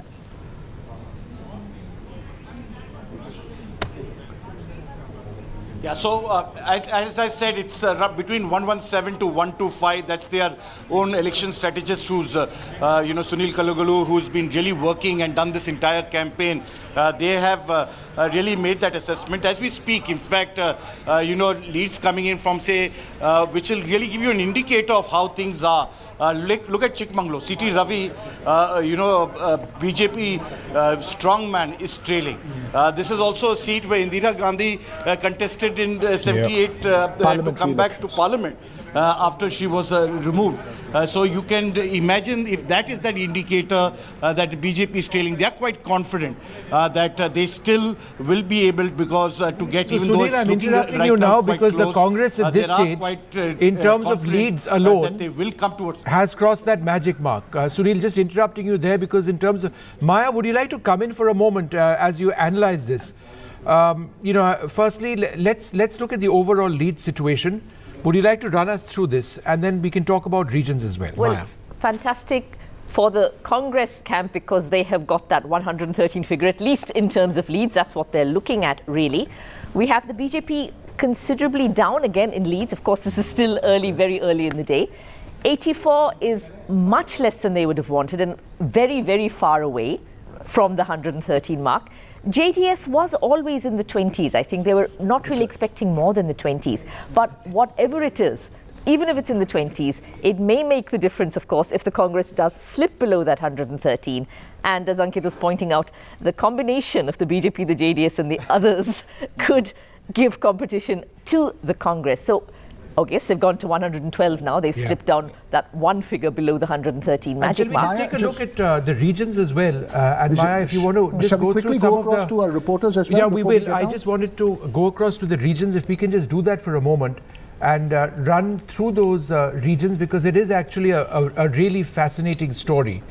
Again, Maya, if you look at the West, it's the Congress gains over here in this bastion of the BJP, which is significant. Absolutely. I mean, the BJP, coastal Karnataka, they were kind of synonymous, although there were early reports that the Congress was making a gain here, as you had pointed out, that Congress was actually making a gain here. And the BJP has really gone the Hindutva route in coastal Karnataka. That's what they continue to do.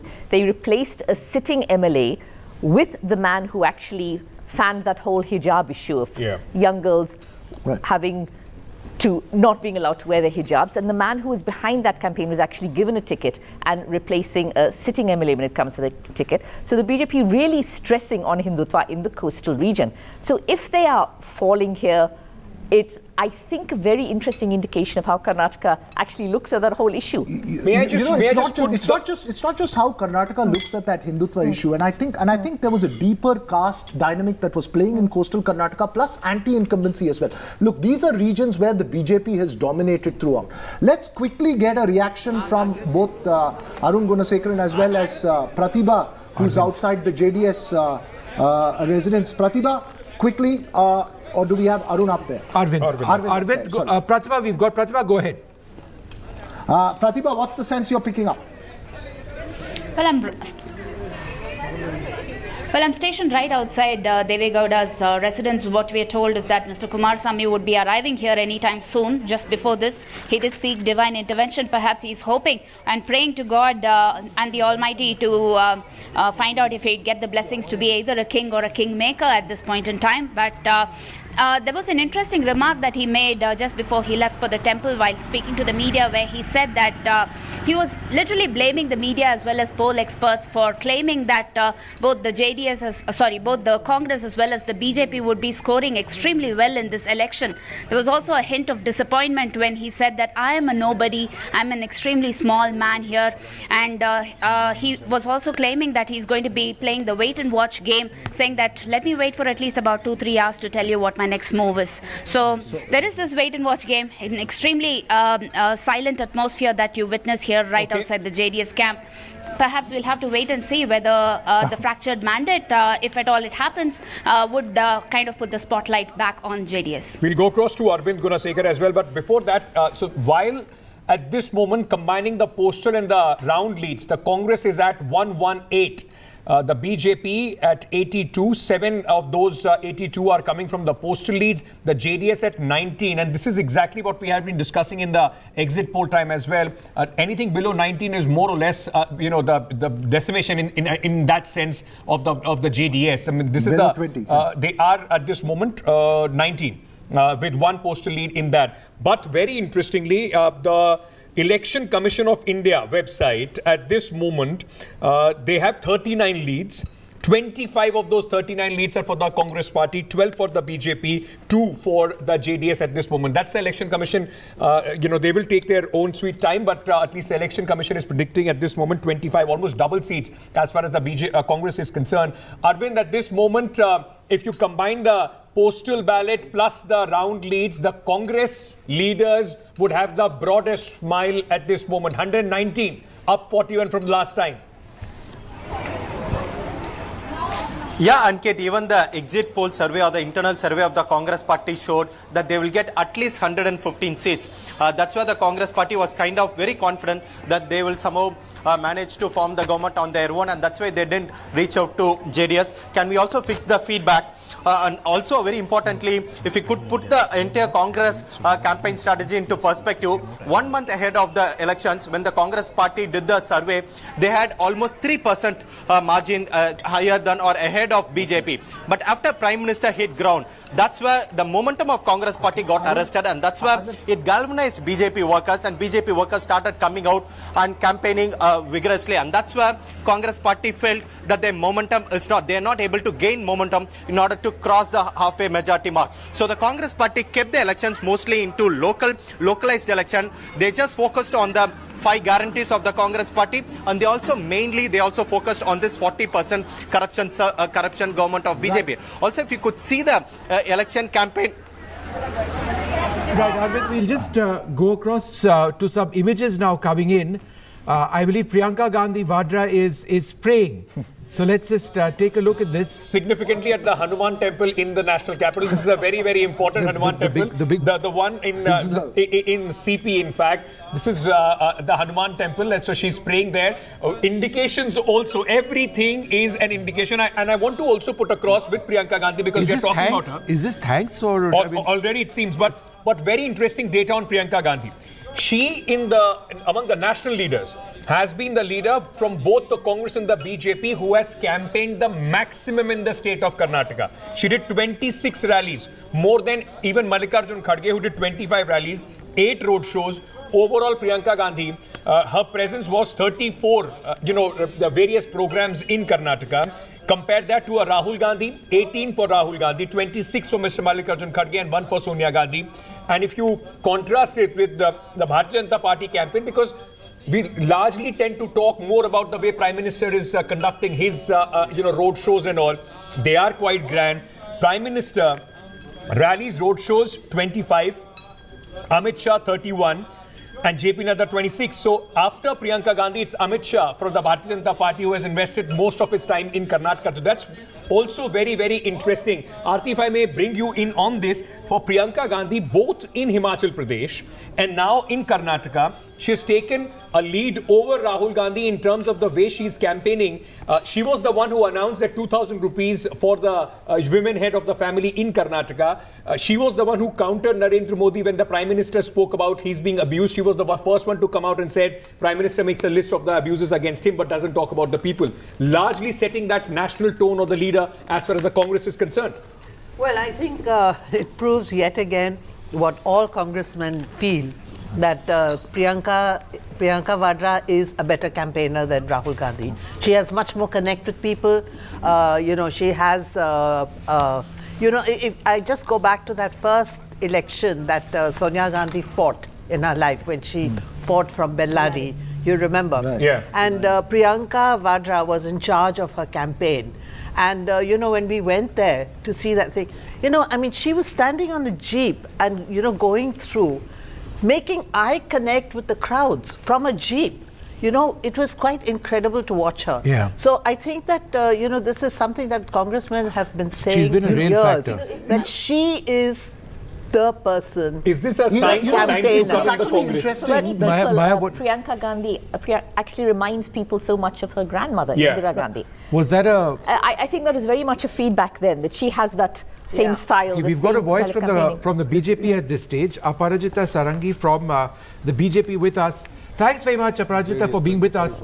I know you will say it's early days so far, but at this stage, the Congress significantly up and ahead. What is your reading of the present situation?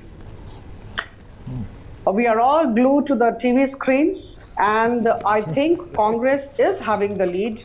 But at the same time, I would say that we are not disappointed at all at this stage. I think by 12 noon or by 1 p.m., the idea would come to us as to who is winning and who is losing ultimately. But I think we are all very confident of the fact that we have done our best. We have put in our best. Our main intention has been to serve the people of Karnataka. We have done in the past. And whatever role we would be in, we would be serving the people of Karnataka, remaining connected with them. And I can only say that we went to the people of Karnataka with our report card, and under the leadership of Sri Bommai, we put in our best efforts. Wherever our Prime Minister went, wherever our senior leaders went, we had a huge positive response. All the rallies evoked huge positive response. So even now we are confident that we would be doing much better. Ma'am, at the moment the numbers are showing Congress at 118, leading in 118 seats, up 38 seats. By what time are we going to call this elections? By what time will the BJP call this an election? See, Bharatiya Janata Party is a party with a difference. You may not agree with me, but we indulge in a lot of self-analysis and we never lose. We either win or we learn. So if we don't have the numbers with us, we would say that it's our learning stage. We would go back to our table and we would definitely look into what went wrong. Aparajita ji, but if the Bharatiya Janata Party loses Karnataka, practically you are out as far as the south of India is concerned. How significant would this defeat be if it happens? Because at least with what the numbers at this moment suggest that the Bharatiya Janata Party is trailing with quite a bit. The Congress, in fact, in the lead there. You were talking about the Prime Minister's roadshow. Do you somewhere also feel that the entire emphasis on not having a local leader, Mr. Yediyurappa was not on the ticket, and the issues like Bajrang Dal did not quite work for the BJP? No, it's far from the truth. I would definitely not say that we had not taken our local leaders along. You please have a look at all the rallies of Prime Minister Modi. In fact, all the local leaders were there up in the vehicle with him. So to say that, we kind of, sidelined them, it's absolutely far from the truth. I can only say that we did our best, but yes, something must have gone wrong somewhere. And we are very good at self-analysis. But yes, I should not get into these kinds of conversations at this stage. Let's wait for next 2-3 hours. Picture will become clear.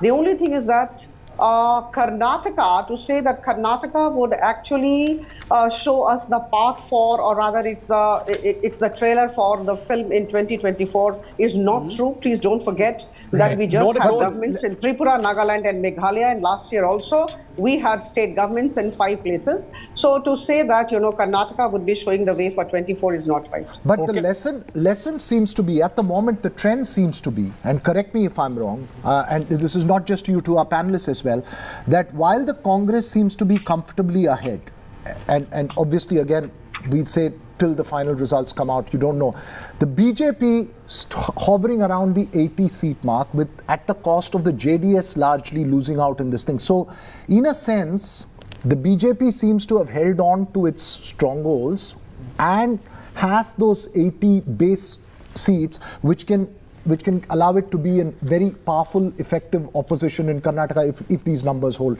at the end of the day. See, whichever role we would be in, we would be very powerful and very effective.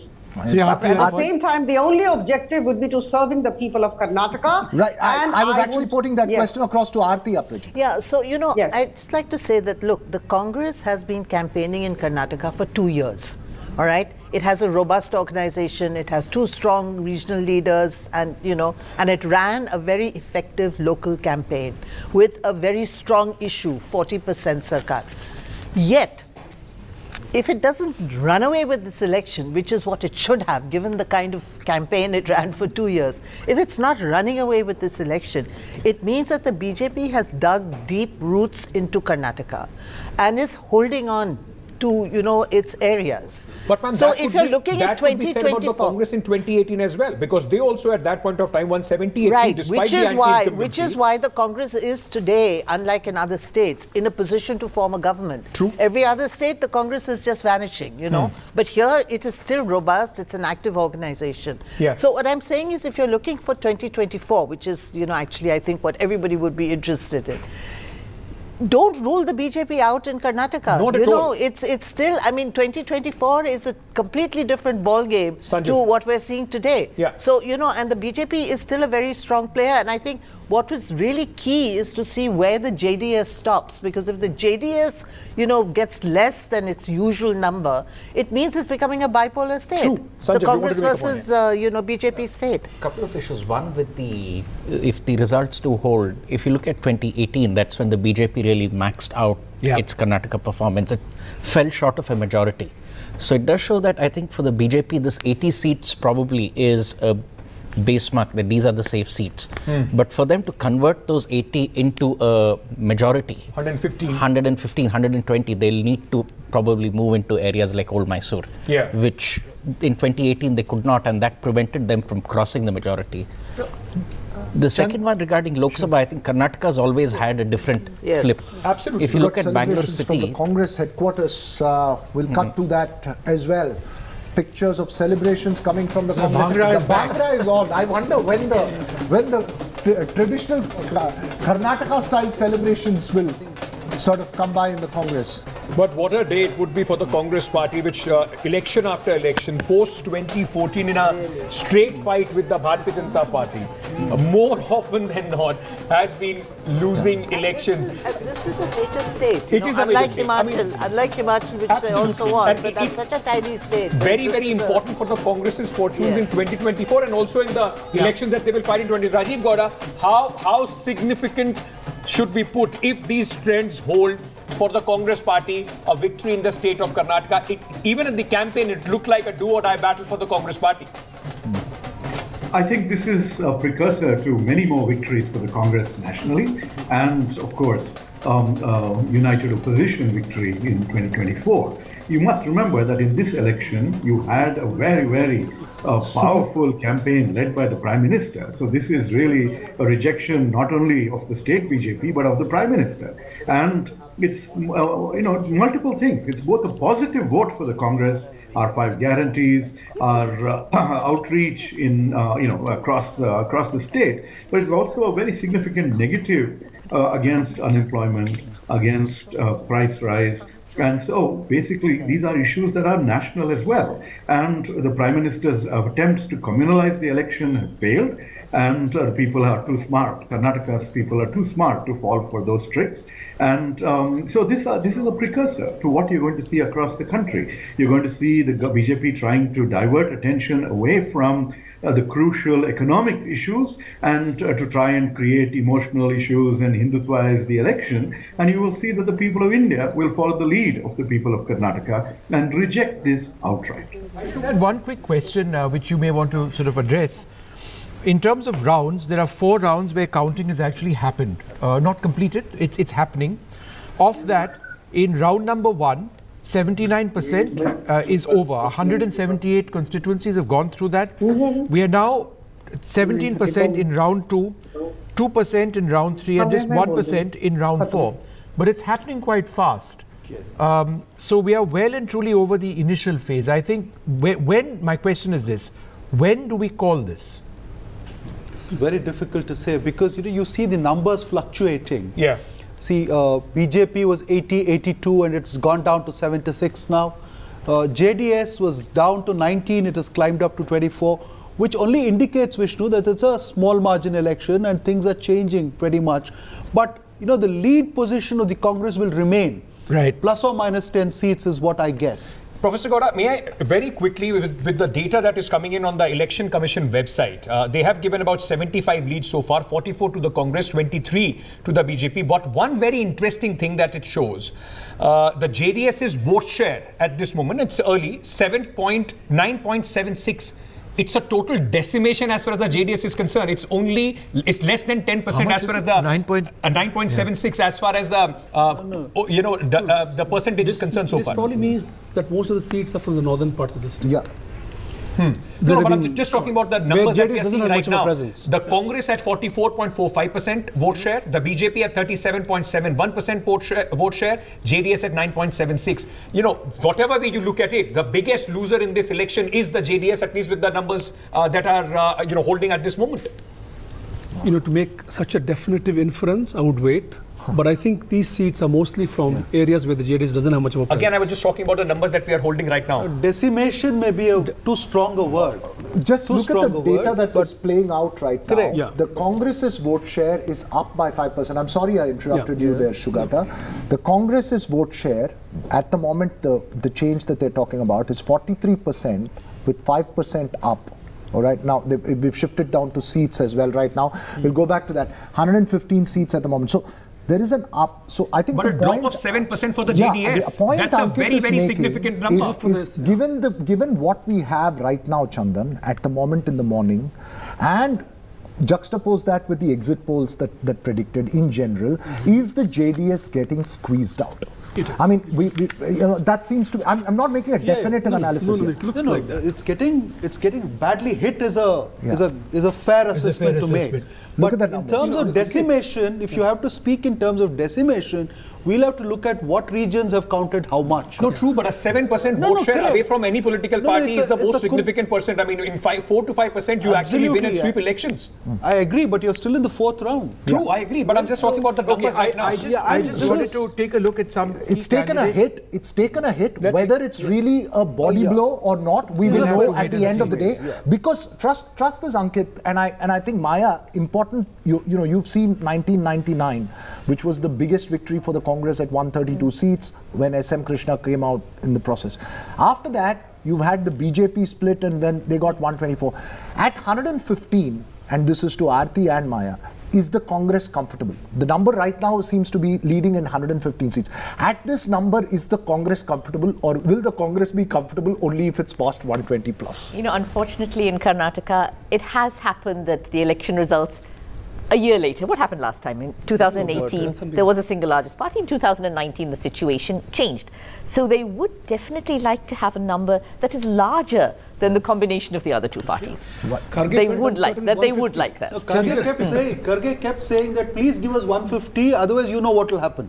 So that was the thing that was being said in all the rallies and public meetings. At this moment, the BJP and JDS combined at 105. Remember that the Congress has post-elections, after they win and they're able to form the government, they have to sort out the Siddaramaiah versus Shiva Kumar battle. We'll talk about that in just a moment. No, I'm just saying that is the biggest challenge ahead for the Congress. Can I just edge it over here with a quick question? I just wanted to go through, some of the key candidates over here, and it's quite significant. And Chandan, you may actually want to look at this. V. Somanna, Chamarajnagar, is trailing. Jagdish Shettar in Hubli Dharwad Central is trailing. As expected. That was expected. I would have said R. Ashoka trailing. H.D. Kumara Swamy in Channapatna is trailing. Was he trailing? I thought at the moment. Okay. At the moment, because that's a very close fight, Vishnu, with C.P. Yogeshwar, who actually and Jakiroli Ramesh is also trailing. Go ahead. Yeah, C.P. Yogeshwar actually won in 2013. Well, didn't he? C.P. Yogeshwar won in 2013 in that bid. So we'll put those trails there. Vishnu, do you have the figures for Varun? That I think this is Ramesh Jarkioli trailing in Gokak. Now this is big because Ramesh Jarkioli represents the Jarkioli brothers and their influence in the Belgaum area completely. Yes. 3 brothers, one fighting with the Congress, the other 2 with the BJP. Ramesh Jarkioli trailing in Gokak. That's important. Like the Shettar and Lakshman Savdi would be a prestige battle for the BJP. They would want them to lose. This would be a prestige battle for the Congress as well. They would want Mr. Jarkioli to lose. Yeah, Ankit, he crossed over from the Congress and became a total liability to the BJP. So Varuna Somana is trailing. Now, my is trailing both constituencies. Yeah, and this is exactly what I was saying earlier. And I think the more important one was the one that you pointed out. Dr. Ashwat Narayan, cabinet minister, he is also trailing at this point. No, he's leading. Sorry, Maleshwaram is leading. No, we are talking. These are BJP safe seats. The day BJP starts trailing in these seats, I think the party is in deep trouble. But these are BJP safe seats. We are talking of, this is Bhaskar Rao, who you interviewed as well. Part of it. I mean, he was expected to trail in that election. Sorry to say that. The question that you raised, Vishnu, very important, of Hubli Dharwad Central. I don't know if we have it up on our screens. What's the situation over there? In Hubli Dharwad Central, because I don't have the numbers out here. I wonder what's happening in Hubli Dharwad Central. If Jagdish Shettar is trailing, because one should also see how much Hubli Dharwad Central, because this is a seat that Shettar has held since 1994. Mahesh Tenginkai is State General Secretary, first time contesting an election. It's the party's entire weight was behind Mahesh Tenginkai to prove that these are seats where the candidate is not important, the party is important. The BJP wants to increase those kinds of seats in Karnataka. Jagdish Shettar is trailing in Hubli Dharwad doesn't mean damage. Yeah. So he's trailing at this moment. Mr. Shettar is trailing at this moment. Also a very important point about Shettar himself is Shettar was not the mass leader like Yediyurappa. So his exit, we have been maintaining this right from the beginning, that it has meant very little for the BJP. Right. That's right. So that's very important. I'm making an assumption here, or perhaps an analysis, maybe too early in the day, but are we seeing also, as these results play out, a change in the nature of the BJP in Karnataka, turning into a party which is led as a party and not driven by individuals? You see, one of the big problems for the BJP has been it's been captive to certain powerful candidates and go on and with families. I think so, because when BS Yediyurappa was there in all his power, he was not an easy person for the BJP to handle from Delhi. He, of course, left the party in between, causing a lot of damage to them in that 2013 election. He was not a pushover by any stretch of imagination. He wasn't a pushover. And there has been a feeling that people in Delhi, in the party in Delhi, want to have a greater say in what's going on in Karnataka, which means less powerful leaders. So you're seeing the old guard being taken away, being moved away, being not given tickets. Maybe their sons are. But Ishwarappa, Jagdish Shettar, Yediyurappa himself, of course, not contesting. So maybe they want people who are more controllable. Does this also mean in the way the BJP functions in Karnataka? When you speak to a Yediyurappa, he will. When you speak to him about hijab and all those, he said these are not the issues. We talk about the work that we have done. Contrast it with the new team that Mr. B.L. Santosh has put in place. They are largely talking about these issues and a lot of ideological shift bend as far as the BJP is concerned. Yediyurappa has always been different that way. In earlier times, when you've asked him about some of the very outrageous things which have been said by some of the BJP MPs in Karnataka, he says, I will talk to him. I will talk to him and make him see sense. Yediyurappa has never really been seen as a communal leader, as one who's fanning the flames of Hindutva. He's very, very different that way.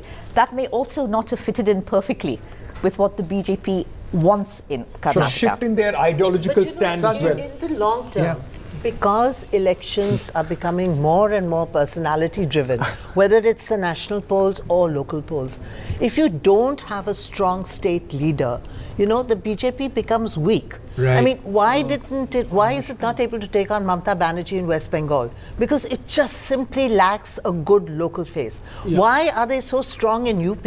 It's not only because of Modi, it's also because of Yogi Adityanath. And that's the difference in the Congress this time. They have strong local leaders. That's right. And then, of course, was supplemented by the by the national leadership. What I find So interesting, if they don't build up, Yediyurappa has now passed his prime, he's gone, so you build up a new, but you have to build up a good, strong local leadership to be able to grow and retain power.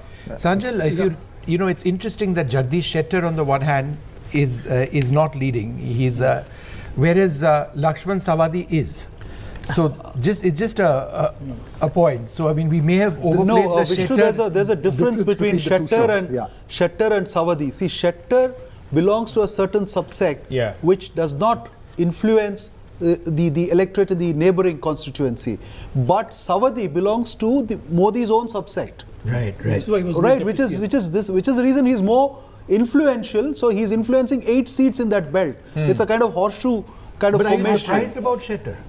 No, I'm not surprised about this. Was known. Shettar on his own, I don't think ever had the ability to pull crowds. So I'm not surprised about Shettar. So Rajat Ulagadimath, who was the Congress potential candidate who could have been fielded against Shettar had Shettar contested from the BJP, was sharing that they had prepared for anti-incumbency against Shettar. They had really worked hard in that thing, and now they had to transfer that whole thing back to Shettar. We don't know what the final thing is going to be, but it's, and also in terms of nature, the difference is that Belgaum is very different from Hubli Dharwad. Hubli Dharwad is the core, hardcore BJP. The base where the party cadre is extremely strong. And Veera, it was a subsect election. You should never forget that. And if the BJP is retaining 80 seats, even after making all these changes, I will give them full credit. So Rajiv Gowda has just sent a message, Ankit, to say that when you're mentioning Professor Gowda, please mention which Gowda you're talking to. There are 2 Gowdas here on the show. Please. Kind of it. I meant when we are trying to analyze BJP's moves in Karnataka, there's a well worked out theory that let's not have any leaders, the whole thing is pliable to the center's command. I think we do them. I think it's more complex, because if you have no leaders, people will get out of the party and emerge as leaders independently. I think the party will do different kinds of talk. If you recall, Dharmendra Pradhan said Bommai is going to be the next chief minister. They shouldn't speak like that if they were trying to have a party without leaders. No, but the BJP has always done that, right? Yeah, they will speak different kinds of I just wanted to go across to NDTV Sunil Prabhu, who's outside the residence of DK Shiv Kumar, one of the key players of the Congress party, obviously. Are we now, Sunil, in that stage where we need to start talking about Shiv Kumar versus Siddaramaiah, because the numbers at this stage seem very positive for the Congress? Well, that is definitely something that we have to keep in mind. Mr. D.K. Shiv Kumar has made it quite clear that he would definitely like to be a possible candidate. Of course, it will all be dependent, as we've been saying right through this election, on how many MLAs do they have in terms of support of them. The observers will be sent. There is, of course, a long way off, and we'll have to wait till they cross that magic number. But please be clear. There are two people who are really in the fray. One is in interviews to NDTV that he has been the PCC chief from 3 years ago, worked tirelessly during the last 3 years to build the party, and has made no bones about the fact that he should be considered, and has always said that he will go by the High Command's decision. He will be banking on the former Congress presidents, Sonia Gandhi as well as Rahul Gandhi, to intervene. Mr. Karge, who's already here in Bangalore, will send a team of observers to ascertain once, of course, the results are out. But definitely D.K. Shiv Kumar, who has been the man here, and we are expecting him in a short while. At around 10 o'clock is what he says he'll come down. He's been with his family members and been waiting and closely monitoring and speaking to many of the people across the counting centers to ensure that they be careful and see that there is no foul play at the last minute. So they are still on their guards and they're hoping, but Mr. D.K. Shiv Kumar has made no bones about the fact that he aspires to be the CM, and more importantly, that he has helped the party in the last 3 years build its base and try to resurrect the Congress's prospects here in the state of Karnataka. Okay. All right, there's a tweet from the Congress party which is coming in, and this should be interesting. It says, "I'm invincible, I'm so confident. I'm unstoppable today." So this is a declaration of victory. As far as the Congress, was this Rahul Gandhi or just the Congress handle? It's Congress handle, but with Rahul Gandhi's picture and Katy Bharat Jodo mentioned over there as well. And they've used Katy Perry's song's lyrics at this moment, feeling quite confident. That's something else that we've learnt about Ankit today. He likes Katy Perry. I like music, Vishnu, all kinds of music. Elections are also good music for me to hear, but at this moment, Rahul Gandhi's Bharat Jodo Yatra, because it was, Aarti, even when the Bharat Jodo Yatra went through Karnataka, it was possibly one of the states which it saw the maximum footfall as far as Rahul Gandhi is concerned. I mean, that was a huge number of people. Poor Mr. Siddaramaiah had to run with Mr. Rahul Gandhi at that moment in his vestie as well. But this also, the Congress trying to give credit to Mr. Rahul Gandhi, as it was expected, but the local leadership, and more than Mr. Rahul Gandhi, it's Priyanka Gandhi who has held the entire campaign there for the Congress. No, absolutely. But, this is the problem with the Congress. They cannot get over their whole, obsession with having to build up Rahul Gandhi, whatever happens. Okay. And if they lose, then, of course, Rahul Gandhi is then it would have been Mr. Kharge. Then it would have been Mr. Kharge, Siddaramaiah, Shiv Kumar, and so on. So, but this is where I think the Congress is making a mistake, because honestly, they must credit the local leadership. True. It is important. It is important to build up the morale of your cadre. Ultimately, you win an election if your cadre is enthusiastic, if your organization is good. So, I mean, it's not just one leader. It has to be teamwork. And I think it's also a little early in the day to declare it, given that it's bordering between 112 and 170. That's right. Yes, so absolutely. Look, there are about 30 seats, from what I gather, which are reporting very, very low margins. Yeah. Now, this can shift. I'm not saying that the whole trend can change, but as far as the Congress is concerned, given that, the numbers have to be well above the mark that we are seeing on our screens now, it may not be the time to declare. We have Neeti Jain as well, Vishnu? Yeah, we've got Neeti Jain of the Congress Party with us. BJP. Of the BJP with us. Thanks, ma'am, very much for being with us. Neeti, if you look at these numbers at 114, the BJP at 82, do you sense right now that it's essentially over for you? I mean, even because the gap is too large, for no other reason. No, I think I would still wait before I call this election. It is too early. The EVMs have just about started opening up about half an hour back. So I think I would wait before calling this election. The second thing, I was just listening you guys discuss that the BJP has a dearth of leaders. I think you're entirely wrong on that, because the BJP leaders have collectively, as a party, fought a very difficult campaign in Karnataka, a very high-pitched campaign in Karnataka. On the other hand, the Congress probably has a problem of having too many leaders, and that would play out in the subsequent days as well. We have seen that happening in a lot of states earlier, and it would probably be working out in Karnataka as well. So how is that a drawback for us? Difficult for me to understand. The third point being, I think we're performing in a lot of segments in Karnataka. I think we're doing pretty well, and like I said, I'd still wait before I call this election in entirety at this point. Right, those pictures also on your screen. I think a short while ago we were playing pictures of Congress workers already joining the Queen's Road And all office. the political leaders are in temples today and mandirs today. Priyanka Gandhi in Delhi. Then who did we see earlier on? You saw Kumaraswamy going to the temple. And there was a third leader as well. I was told DK Shivkumar went to the Tiruvannamalai temple yesterday. Well, they're all praying. They're all praying to gods, and if the results are a hung assembly, they'll be praying to the Gaudas. So you see, you pray to the gods in the morning for a good result, and when you don't get the result, you go pray to the Gaudas. That's Karnataka's way of working, in terms of this. But you see, these images, and I think 116. And I quickly want to get Aarti and Maya. Okay, that's Mr. Kumaraswamy. That's Kumaraswamy as well. I think this was a little earlier in the day, about 15-20 minutes ago. I think these pictures, these are not live pictures, but those pictures that we were seeing at the Congress office.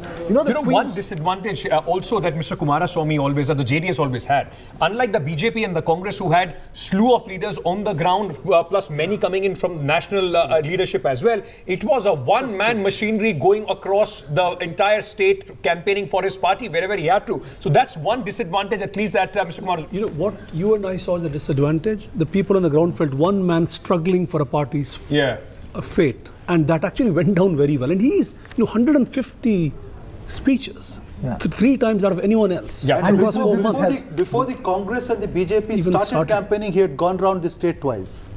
With 2 of his yatras. And he's had a bypass, his public knowledge that he's doing all this, and it actually has enhanced the And also in terms of resources, substantially lower than the two national every parties. interview he said that. We can't match them. We can't match them as far as the resources are concerned. You know what would be interesting, Ankit and Veera, is, in fact, Veera, why don't you take us through some of the regions right now? We focused a lot on the leaders, and we'll come back to that. And let's see if there are changes in the last 10-15 minutes. Before we start the regions graphic, I just wanted a quick question from this graphic that's there. Bangalore. Look at this, BJP, Rajiv Gowda, for all your RWA campaign, Bangalore seems to be having a nice BJP stamp on it at the moment, because Bangalore, the BJP seems to be gaining.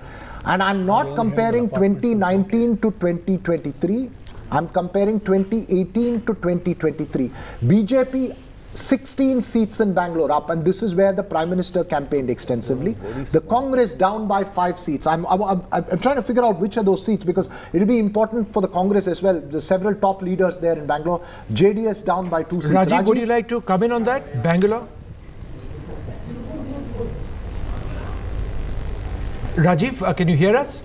Too much attention to at this stage. Yeah, go ahead. For example, who is this other who is leading? I mean, this is there's practically no others who have an opportunity to lead. I do think that Congress had 12. We expect it to go to 16, 17 this time. And I expect the BJP to come down and JDS to come down to maximum 1. So I do think these are misleading numbers at this stage. Let's not put too much, weight to them. However, I just want to comment on something earlier when you were talking about Rahul Gandhi's yatra. I just want to point out that yatra really energized the Congress party in Karnataka, and that's what has led to the kind of extraordinary campaign that you've seen across the state. The unity amongst every leader and staying on message, focused on economic issues, and of course, the BJP's corruption. So a positive agenda, everything was triggered fundamentally by that yatra, which really energized every one of us here in Karnataka. Rajiv Gaura, can I just ask you, sir, one fundamental question as far as the Congress party is concerned in that aspect? There is a model sort of, election campaign that the Congress ran in Karnataka. Local issues were focused on. When Rahul Gandhi came, he did not pick up on the issues that he has been talking about nationally. He was exposed less than other leaders. There were other leaders, those who have come in. But with the Congress now putting out Twitter videos and everything, crediting Mr. Rahul Gandhi, is that a mistake that the Congress is making? Because every time there is a direct comparison between Rahul Gandhi and Narendra Modi, that's where the BJP feels it has its greatest advantage. See, the victory belongs to every Congress worker, every Congress leader, and to Mr. Rahul Gandhi as well. So I don't see any mistake here at all, and I don't think credit is being allocated in that particular manner. Itself is an extraordinary team effort led by Mr. Gandhi, Mr. Kharge, Priyanka Gandhi, Siddaramaiah, Shiv Kumar, everyone. And every one of them deserves maximum credit for this wonderful campaign that's giving us victory in a few hours. Rajiv, let me ask you the question that if these numbers hold, we will have to ask maybe for over the next 24 hours. Who is it going to be the chief minister? I mean, is it going to be D.K. Shivkumar, Siddaramaiah? What's your bet on? I don't get into that issue at all. So you don't bet, or you're not a betting man? I have a chance to choose the leader. But between our MLAs and the High Command, you will have an answer in the next couple of days. There's something that's interesting which has come in. There are no more postal leads that we are looking at. So we are done and dusted as far, Maya, with postal leads are concerned. So what we're looking at now are just round leads. And so with round leads, the Congress is at 115. So 120 now. It's 120. 119, in fact. So, Maya, any thoughts on that? That, the early phases are, it's over. It's not even 10 a.m. Yeah, I mean, postal ballots. We're done and dusted with postal ballots. Postal ballots are a chance to give people who are voting. Like when I went and voted at my voting booth, the young woman police officer there said, I've done through a postal ballot. So postal ballots are to make people feel happy. But in terms of numbers, it's really maybe not that significant. This is the very fact that we've come up to this figure now with the EVMs themselves. Even with the Election Commission data, Maya, the Congress is at 95. They are close to 100 now. 180 leads have come in the Election Commission data. 95 for the Congress, 61 for the BJP, 19 for the JDS.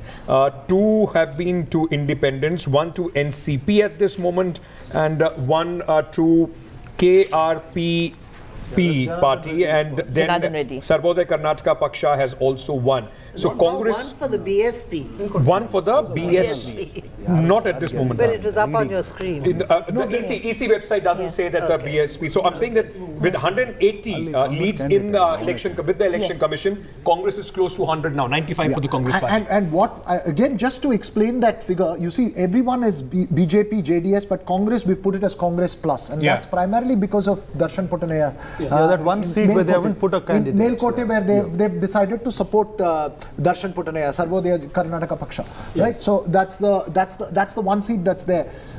So 119 up 39.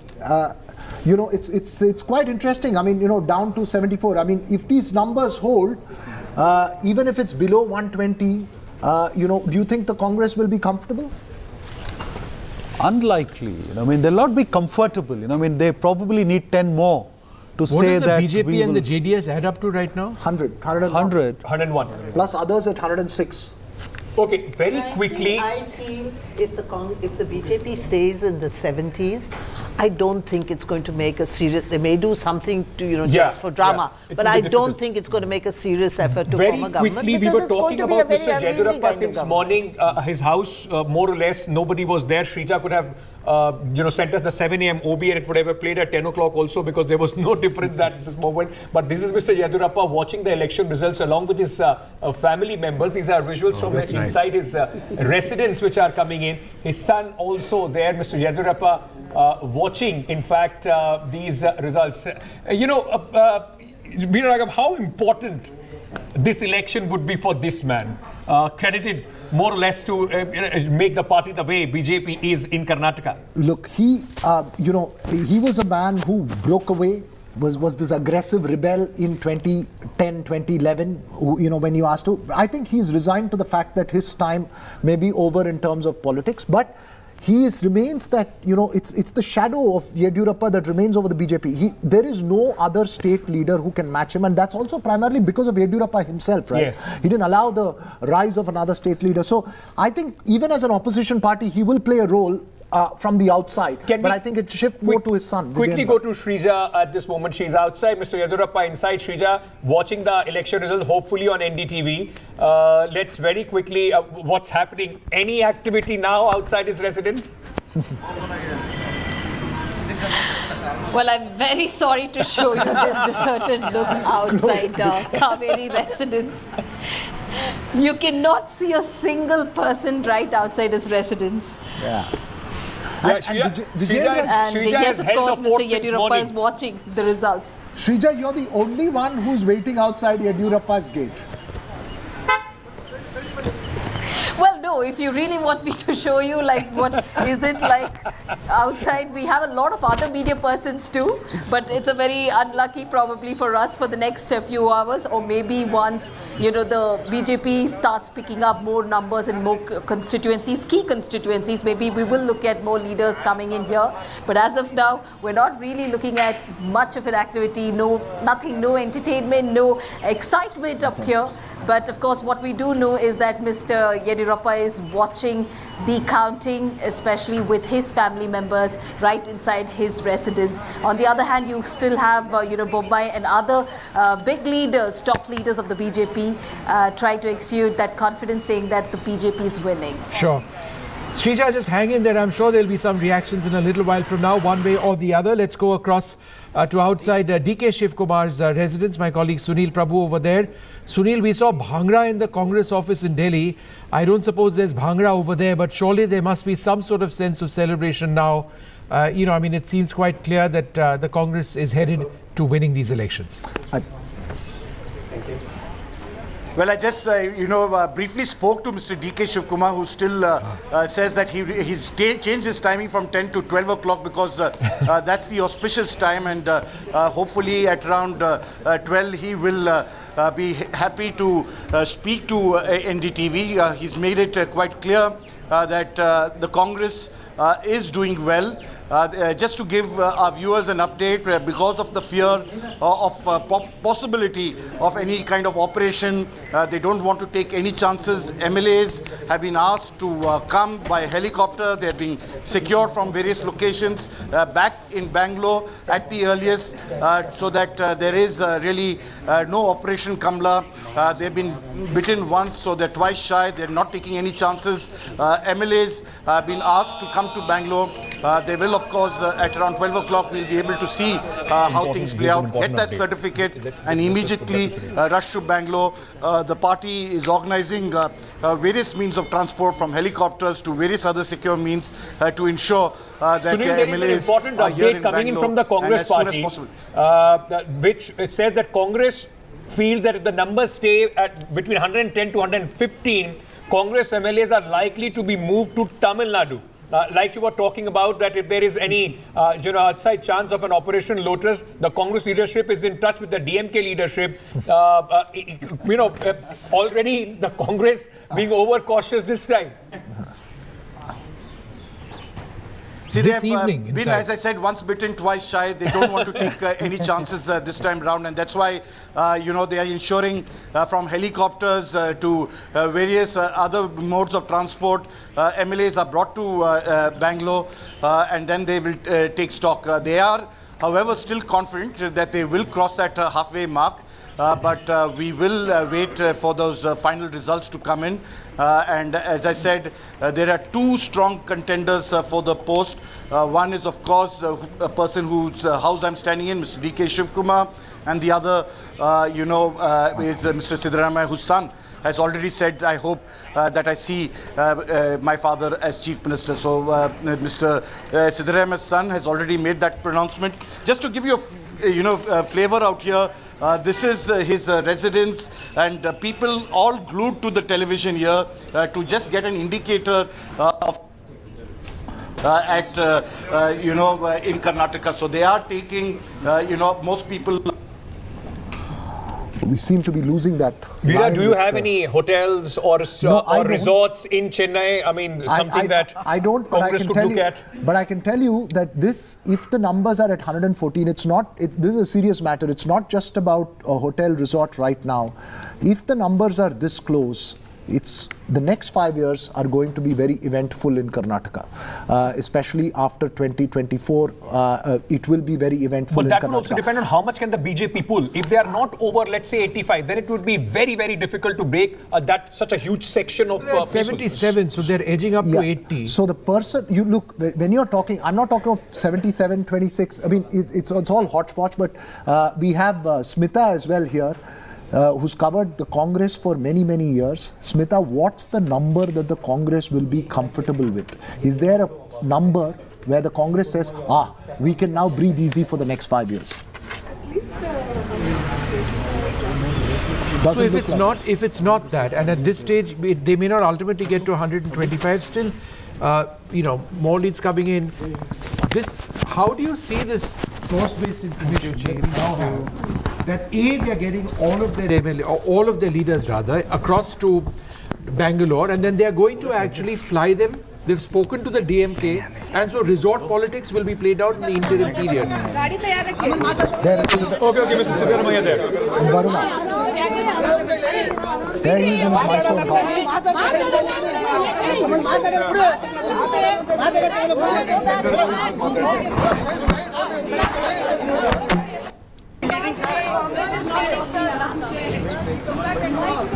Sorry, would you like to go on with that, Smita?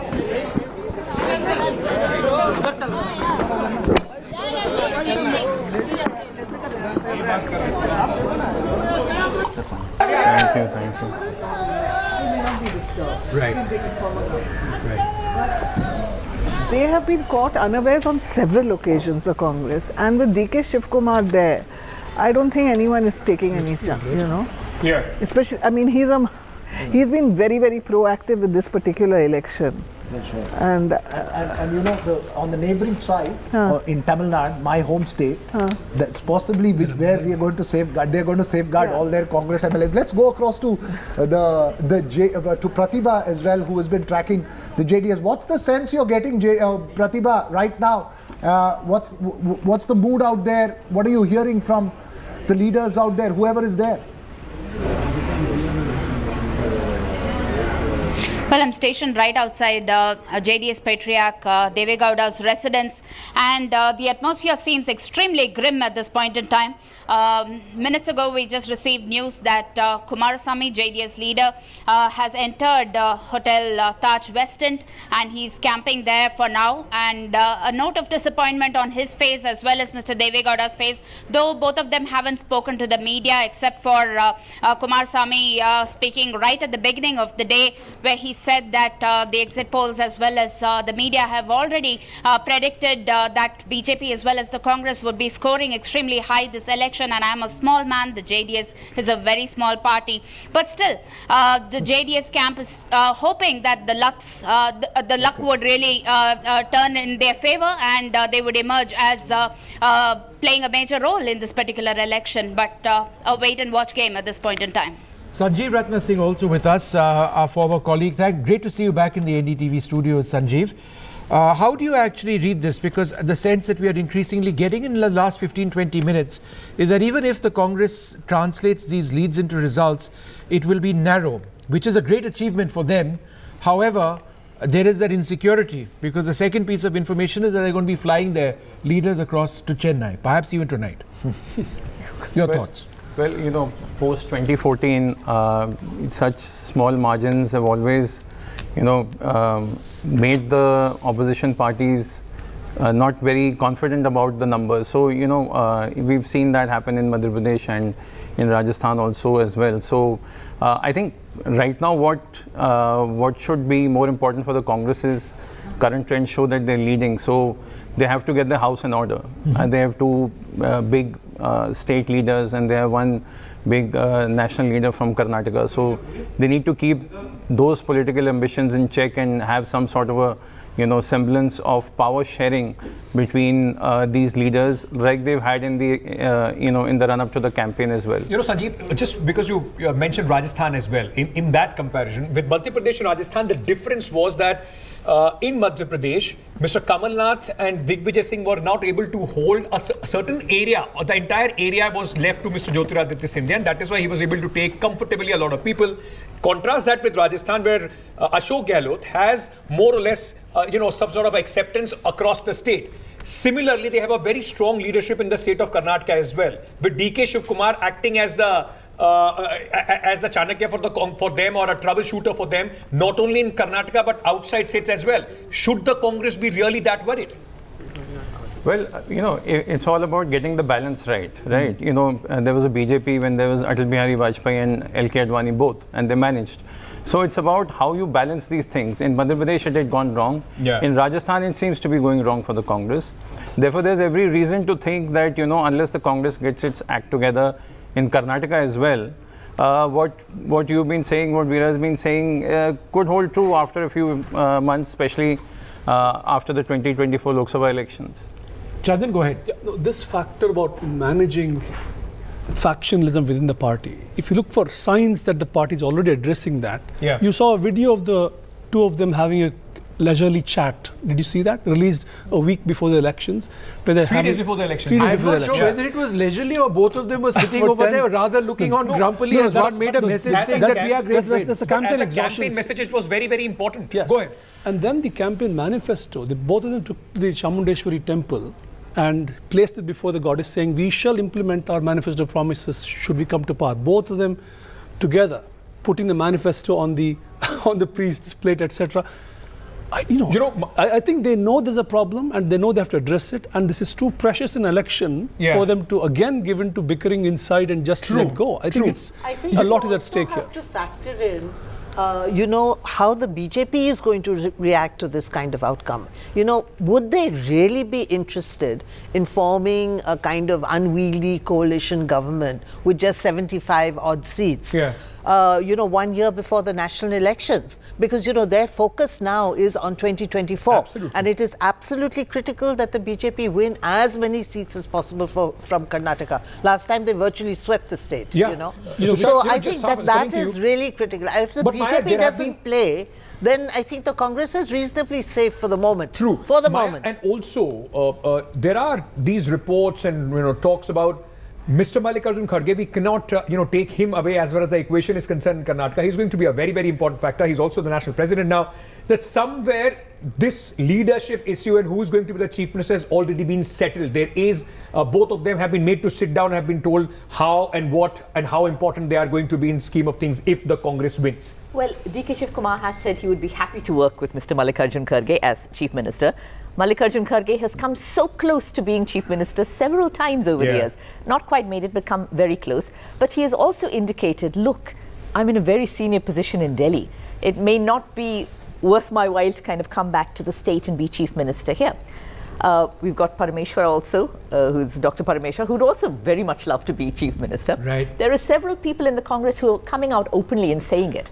Of course, what the High Command decides, but then many of them are coming out and saying, I'd like to be considered. But Maya, that's a little too late to be doing that. The Congress posters only had these two people everywhere. Yes, I mean, for you to say I want to be a CM. These are really long shots. And funny thing about the Congress is like Mr. Kharge would not want to come to the Chief Minister's post. There was a Chief Minister who they wanted to be the President, who did not want to leave his Chief Minister's post in Rajasthan and become the President of the party. Just half a second. I wanted to go across to Professor James Manna, who's with us at this stage. Professor Manna, absolutely fascinating elections. And Shama Mohammed of the Congress with us. But Professor Manna, let me come to you first. From these leads, and it's sort of been hovering around this for a while, and we're already into the fourth round of counting, not to very many seats, but increasingly large number of seats. Do you believe that the Congress will be in a position with its allies to form a government with a narrow majority? Do you think that's where we are headed? And if that is the case, then is it going to be a cakewalk for them to form the government, or do you believe that they would have reason to feel insecure even with that? With these numbers, it will be straightforward and easy for Congress to form a government. The question then is whether that government can withstand any attempts at enticing defectors in a pattern that we've seen a lot of across India, but twice in Karnataka over recent years. It's a pity that that sort of question comes up now after a party apparently gets a majority, but that's the way Indian politics goes these days. But I expect them to be able to form a government. The issue of whether Mr. Siddaramaiah, Mr. Shivakumar takes the leadership needs to be sorted out. It probably has been sorted out. The unity Congress has displayed throughout this election will probably persist. The BJP's numbers are so low that an operation to entice people away from the majority would be very taxing. And there is, of course, 2024 to think about. They have to bear in mind the need for seemly, not unseemly behavior between now and then. So I think Congress is probably in with a reasonable chance at a good run. Okay, there are some visuals from the Congress office in Bengaluru. Celebrations there. People have already started playing Holi. I can see a lot of color being put on each other's face. We'll just put those visuals out. The Congress quite confident, very, very happy. It has happened after a long time. Shama Mohammed as well of the Congress. You got Shama Mohammed of the Congress as well. Shama, what's the sense you're getting? It doesn't seem to be still very comfortable where you can breathe very easy at the moment. You may have crossed the halfway mark in terms of leads at the moment, but it's still just 5 over the halfway mark. Yeah, I know that, CB. All know. Excuse me. By 12:31, it will firm up. But what I see is we will get a majority. I'm sure of it as it's going, and also there's a difference. Ours is like around 46% right now, the vote share. So I feel it will go up, and we will get a full majority. It's not looking uncomfortable at all. Yes, I know it's early, but by 12:31, yeah. So what happens next? If it's a narrow majority, are you worried about efforts to poach your leaders, your winners? Are you going to be taking them out of the state? Because that's what we are hearing. Is that going to happen soon? See, I think very important is next year is the Lok Sabha election, and the people understand when Mr. Modi and Bharatiya Janata Party should respect the people's mandate if we have got the majority. Because if you do not respect again the people's mandate, then people will lose hope and faith in you for next year. Now the issues why it looks good for us, because we fought on the positive, our campaign was positive, and on the positive issues we fought, like, unemployment, there are issues there, mehengai, price rise, corruption. So, and let me tell you one very important point. I also feel when I was in Karnataka, the Bharat Jodo had made a lot of effect also over there, of Rahul ji walking throughout Karnataka and everybody joining him, and him meeting a lot of people from different parts of, different phases of life and different aspects of life. So that has made a difference, I feel, a lot, But Shama, isn't it not, given that, the victory has come down, doesn't majority of the credit go to the Congress state leadership, keeping it completely local in terms of a campaign narrative? Maybe not the moment to speak about the Bharat Jodo Yatra? Just wondering. No, I think, see, we must always, he has walked more than 4,000 kilometers and nobody is denying that the state leaders, of course the state leaders should be given credit, nobody is denying that. I think we should give credit to the Congress party as such, everybody is involved, and I should also give maximum credit to the people of Karnataka who have voted for us. That should be the thing, that the people have faith in you and people believe in your positive campaign rather than divide and rule. And I think that would end one day, this sort of divide and rule campaign. That's Shama, the just hold on for positive a second. campaign, That's Mr. and Siddaramaiah let everybody at this get moment. credit. Just Mr. Siddaramaiah at this moment, the media trying to get in a word from him, the man of the moment, very, very important. Two houses, DK Shiv Kumar, where Sunil is, and Mr. Siddaramaiah at this moment, in this waiting whether he speaks or not. Meanwhile, even with the election commission result, leads, 212 leads so far, the Congress and allies are at 101. So there also Congress inching closer to the majority mark as far as the election commission leads are also concerned, with a vote percentage of 43.42% and the BJP at a vote percentage of 36.39%. Ankit, just to say, I know you pointed it out earlier as well, Siddaramaiah's son, Yatindra, Dr. Yatindra, who gave up the seat for Siddaramaiah in Varuna this time, who's the sitting MLA there. He has apparently told reporters that my father must be chief minister. I think maybe to ask Shama Mohammed, do you know who's going to be the chief minister if the Congress numbers are going to hold? No. Lovely visual. I think we have something called the CLP, and they will decide. We are not a party who comes in, tells the MLAs that you cannot decide the chief minister, like what happened in Gujarat. You also what happened in Gujarat. Many MLAs were asked to resign, ministers were asked to resign, and then suddenly a new chief minister was planted from Delhi. There is no CLP meeting. They don't ask MLAs. While the studios and analysts can speak about who's going to the chief minister and be worried about it, Mr. Siddaramaiah right now is having a cup of tea. He's not worried about what is going to happen here. Has said. Coffee. I know what Mr. Siddaramaiah has said because he's just given a soundbite to ANI where he says that this is Yatindra Siddaramaiah to ANI, confident of a majority, don't think we'll need any other party's alliance. That's the one where he's declared that his father has to be chief minister. That's right. That's his son speaking. In case one doesn't get a majority, our Delhi and state leaders will decide the course of action. So given I saw this, Siddaramaiah at this stage with him on the screen. But Vishnu, I think the slender margin, the reason why the slender margin is important, and this is to our panelists as well as to Shama, I'll possibly take Tushar first on this.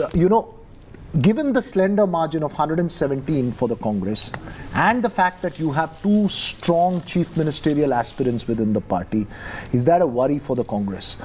This has been a two-horse race, and both of them, knowing them, at a personal, both strong, aggressive personalities who want to get their pound of flesh eventually. So, what do you say? It's not every day that you come across a party that has the majority number and still has to move its MLAs to a different state.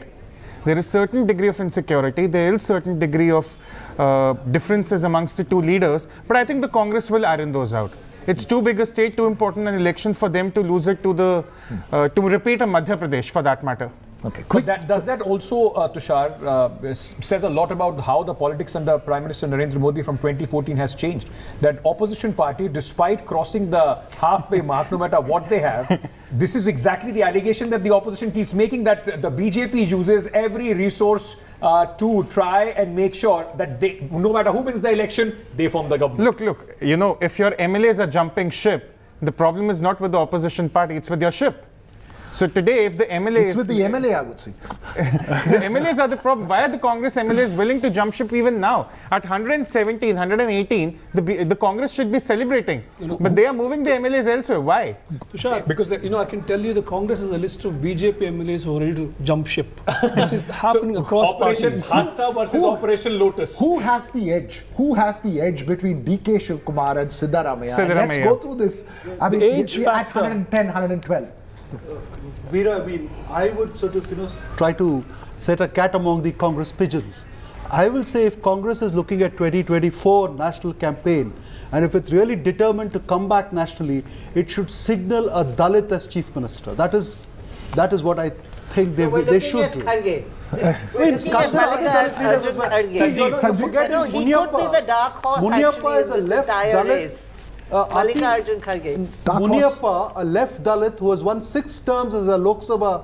Parmeshwar is also there. Parmeshwar is there. And he's contesting from Devnalli this time, Muniappa. There is Kharge, there is Parmeshwar. I don't think that will make any effect nationally. I mean, ultimately, if you make somebody like Kharge, the government may not even last beyond 2024. I think it is interesting, however, that in terms of the narrative in these elections, the contrast in the narrative has been quite different. The Congress is focused on local issues, employment issues, but it's not that the BJP hasn't, but their take was infrastructure development at a long. But if you compare what the BJP and their narrative, and keep the Hindutva business out for a moment, it's the BJP's narrative which appears not to have been as convincing, Tushar. Well, it's at 80 seats and 36% plus vote share. I wouldn't say that the BJP's narrative has not been convincing. I wouldn't rule that out. I think they still got the vote share they normally get in the state assembly elections. But have the people voted differently for a state leadership rather than a national leadership? That is what the margins will tell us in another couple of hours. But I wouldn't go as far as saying that the BJP's narrative wasn't convincing enough. I think the incumbency hurt them. That factor of no single largest party coming back to make a majority, that hurt them. But I wouldn't say that the BJP's narrative wasn't convincing. I wouldn't go that far. The whole double engine approach that implied threats almost, that if you don't vote for the BJP, we won't have the blessings of Prime Minister Modi. I think that double engine approach did backfire in some ways, because many people did say you can't do this. To NDTV's Manish Kumar, who's been waiting very patiently. Manish, go ahead, give us a sense of what's happening around you.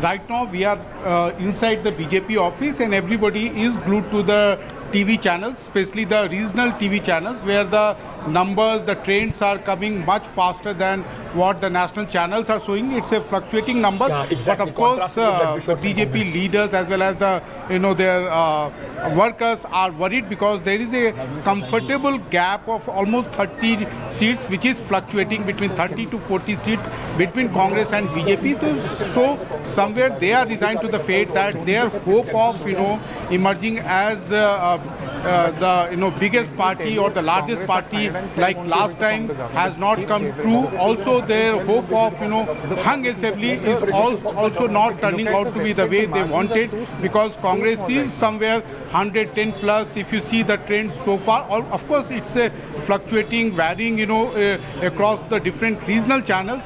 But as far as BJP leaders are concerned, there are Union Minister Rajiv Chandrasekhar is inside the office, and there are other leaders also, but all of them have just glued to the TV sets, and they have promised that they will react only once they get the trends very clear. But somewhere they are really worried that this election has not turned out to be turned out the way they wanted, and somewhere all their hopes and the way they were projecting that Prime Minister's campaign will turn around the election for them has not is according to their expectation, but somewhere they were, even during the campaigning also, they were conceding that Congress campaign was better than BJP's campaign this time around, and somewhere that is reflecting in the trend so far. Vishnu. Right, Manish. Manish has just given us that wrap from the BJP as we figure out... We've got an important graphic which we're going to play out now. Let's just have that out. I think what we're trying to show is, this is a comparison, again, leads, not results, and there's still some more counting happening. But this is what it was in 2018, and we're going to see a change soon. And that is the change which has taken place. So between 2018 and now. So we just to result. How Karnataka is changing colors. Yeah, Vishnu, I think the picture really is, and I think it's important that we take note of this, and I want to take that question on Siddaramaiah, DK Shivkumar in this context as well. The map that you showed shows that the BJP has not been decimated or dropped down. It can be an extremely powerful opposition at these numbers in Karnataka, and it may be the opportunity for the party to transform itself in terms of its narratives there, and the Congress cannot breathe easy with these numbers if these numbers hold. My quick question to you, Smita, when the decision of the Chief Minister comes in these numbers, and to Maya and Smita, this is it also a question of who can hold the MLAs now together? Because earlier we've seen Siddaramaiah, being the one who, others had to play a second role to Siddaramaiah. Are we going to see a situation where you really need somebody at the top who can hold on to those MLAs strongly? See, the thing is that, people laughed when Shama Mohammed said that the CLP, the Congress Legislature Party, will decide the leader. I think she's not entirely wrong, because the Congress national leadership is no longer as strong as in the old days when, there was that famous cartoon of Lakshman where Indira Gandhi walks past newly elected MLAs and says, "You there, what's your name? You're the next Chief Minister." I think that cannot happen anymore. So I think whoever has a larger support base among the new MLAs will stand a much better chance. Let's just go across to Shivam Jhabra of the BJP, who's with us. Thank you very much for joining us. If these leads translate into results, then, it's not a good showing for the BJP. You won't win the election at all. But is there a prospect at all of your being in talks with the JDS, seeing what the Congress eventually gets to, and whether the two of you somehow or the other might have some sort of conversation? Is that in the realm of possibility? I ask that because there are reports that the Congress might be looking to move their MLAs away, or not MLAs, their leaders away, because they are worried about an op Kamal. Well, the problem with the Congress is that they always anticipate the situation before it happens. Now what the situation is, that it is still the trend, Vishnu. And I think let us wait for the couple of hours for the final picture to come in. Only then I would be in a better position to comment on anything substantial. But would you? But the fact of the matter Shiva, is would you concede No, I'm just asking. The gap is very large now. It seems very unlikely that you'd be, even if these leads, if there's a big change, you'd be able to cross the halfway mark by yourself. Is that something that you're willing to sort of concede right now? It's a question of how much more you can do, whether you'll get into the 80s or not, but whether you can actually get to 113. Is that something the BJP can safely says now that, look, that's looking difficult? See, so I was just looking at the graphic which were you probably airing on the show. And I think I can only say one thing, that we'll have more of saffron than the blue in Karnataka, that is for sure. The second thing, what we were referring to, that what Congress party is basically fearing that they would be moving leaders here and there. And I think one of the panelists on the show also said that, there's been trend that after the BJP has come into power at the center, there has been the majority at the state level was basically not to consider it, because ultimately the BJP which has come into power in that case also. Right. I think very rightly pointed out, but I would say that, it is for the Congress party and the other opposition parties to think that why the people want to join the BJP and probably want to move away from a ruling party and then join hands with the BJP. Sir, that is for them to see, not for the BJP. More saffron, I think you were looking at the 2018 figure, sir. Right now, it's looking more blue at this moment. As far as the map of Karnataka is concerned, let me very quickly give an important update, viewers. Even the Election Commission is now catching up. 217 leads for the Election Commission, and there also the Congress has managed a majority. 112 for the Congress, 1 for their ally. Congress is standing at 113 in the Election Commission data as well.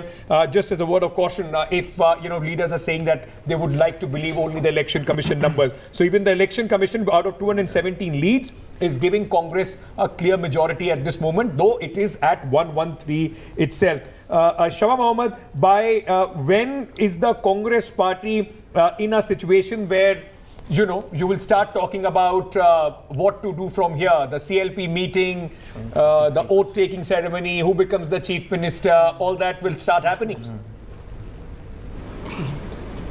Yeah, before I come to that, the gentleman from the Bharatiya Janata Party said even the Congress people are talking about moving them out. I have not heard it till now. You anchors and people sitting in the studio were discussing it. We have not. I have heard nothing about it. Number two, as we have already, we are very clear how, because we were sure we would get a majority. Every exit poll, everybody knew that, and when you go into Karnataka also, you will understand it. So, of course, we have a plan how to go about it, and it will come out as soon as we get the clear picture. By 12:31, you know, we'll get a clear picture, and then, of course, things will be, the AICC as well as the state leadership will sit together and plan what has to be done and how it has to be done. Let's just go across and take a look at the regions, because I think this tells one of the most fascinating stories. So if we can just go through the regions graphic and take a look at this, because it's South Karnataka, which is so very interesting in terms of the Congress leads over there. But what is also interesting is the West. So, but firstly, Bangalore. And this is where the Congress, where the BJP has, and it continues, Veera, to lead the Congress over here. And up 7 seats. That's actually a huge shift. That's a shift. Because you see, and this is in comparison, you know, at the moment in 2019, BJP had 15 seats. But in 2018, it was Congress which had 15 and 11. So I'm wondering who the big Congress believes that this is going to change, but at this stage, frankly, no, I think it's doubtful that it's going to really reverse completely. Change completely. But what about this? Let's shift to the next region and take a look. This is Kalyan. This is where the BJP is down 3, the Congress marginally up. So it's the JDS, which interestingly the JDS, there's no change in terms of lead so far. So just one up. So this is not where the Congress is. And I'm just pointing out, since we started the day with Priyanka Gandhi trailing, Priyanka Gandhi is actually leading now, and I think he seems to be comfortably leading at the moment in Chittapur. That's another seat, but the interesting seat where what I found in Hyderabad, Karnataka, since you're mentioning, sorry, you were talking about Hyderabad, Kalyan, Karnataka earlier, Bellary ST, where Sriramulu, I thought he was, I mean, from the data I have here, it shows he's trailing. We can just reconfirm. You know, it's Kittur again. This is an area where the Congress has done huge gains. Huge gains, and you know, the BJP down 15, the Congress up 15. So this is the Lingayat bastion. This is the BJP's core area of influence, right? Huge gain for the Congress here. Huge BJP area, but it's not just a Lingayat area because it's controlled mostly by the ST, the Jarkholis and others. Yeah. So it's earlier, Mr. Jarkholis, Ramesh Jarkholis was trailing. Yes, and Jarkholis and DK Shivkumar at loggerheads. Yeah. So they have been fighting each other quite at a personal level as well. I just wonder. So I think that's an interesting thing. Ramesh Jarkholis still trailing. Congress is leading. This will be music to the ear, especially for Mr. Sorry, Chandan? Lingayat vote has definitely mattered there. But on that, Professor Gaurav, shifting from the BJP to Congress. Would it have made difference if Yediyurappa was still on the ticket for the Bharatiya Janata Party? Yeah, plus these two people not being shown the door. There are multiple factors working. Right? I believe the fact that the BJP was able to dispense with so many Lingayat leaders and issue statements. No, but the shelter factor, we don't know if it's really had a big impact. Because this is also a that is one constituency. So you see, Hubli Dharwad Central per se, Shettar is trailing. BJP is leading, and that was pretty clear in terms of the party vote. But the larger optics of it, since 91, Maya, quickly, you know, since 91, you've not seen the Congress go after the Lingayat vote. I mean, it has reiterated that, look, I have MB Patil there in Bableshwar, we have a Lingayat leader, but it hasn't gone on an aggression after the Lingayat vote. This time you saw Rahul Gandhi going camping, going around to this one. So you think Siddaramaiah did try when he started talking about a separate religion for the Lingayats last time and trying to focus on them, which did backfire in a way. It didn't really work then. This time I think they did capitalize. Yes, Jagdish Shettar may be trailing, but even a small difference could make a big difference, if you know what I mean, in a strongly Lingayat area. Right. So the fact that, and of course Lakshman Savadi as well, and Yediyurappa. Yeah, he's leading. Lakshman Savadi is leading. He's able to beat Mahesh Kumtali. All of this, plus the combination of Yediyurappa, who will always be the very first BJP chief minister in Karnataka and in South India. Yeah. The fact that he is no longer active, even if you don't look at him as being sidelined, even if you look at him as being retired, he still is not right there in the center stage. As Okay, he Maya, was. just half a second. We wanted to listen in to what Yatindra Siddaramaiah has to say, the son of Mr. Siddaramaiah, the chief ministerial aspirant, possibly the next chief minister. But let's just listen in to what Yatindra has to say. Son, definitely I would like to see him as a chief minister, but as a citizen of, citizen of this state, I think in the last regime he had given very good governance, and this time also if he becomes a chief minister, whatever the corruption and the misrule the BJP government had given, those things will be get corrected by him. So in the interest of the state also, I think he should become CM. GVL Narasimha Rao of the Bharatiya Janata Party is joining us at this moment. GVL, Nora, at this moment doesn't seem like the morning that you would have wanted to come on television with, the kind of, at least at this moment, the Congress firmly looking to form the government as far as Karnataka is concerned, sir. Good morning to you and all the viewers. The results certainly, you see, though they are not encouraging for us, they are not as bad they were projected earlier to be. Our vote share also from the Election Commission data, which you can see, we have not only retained our vote share, we may have actually marginally improved.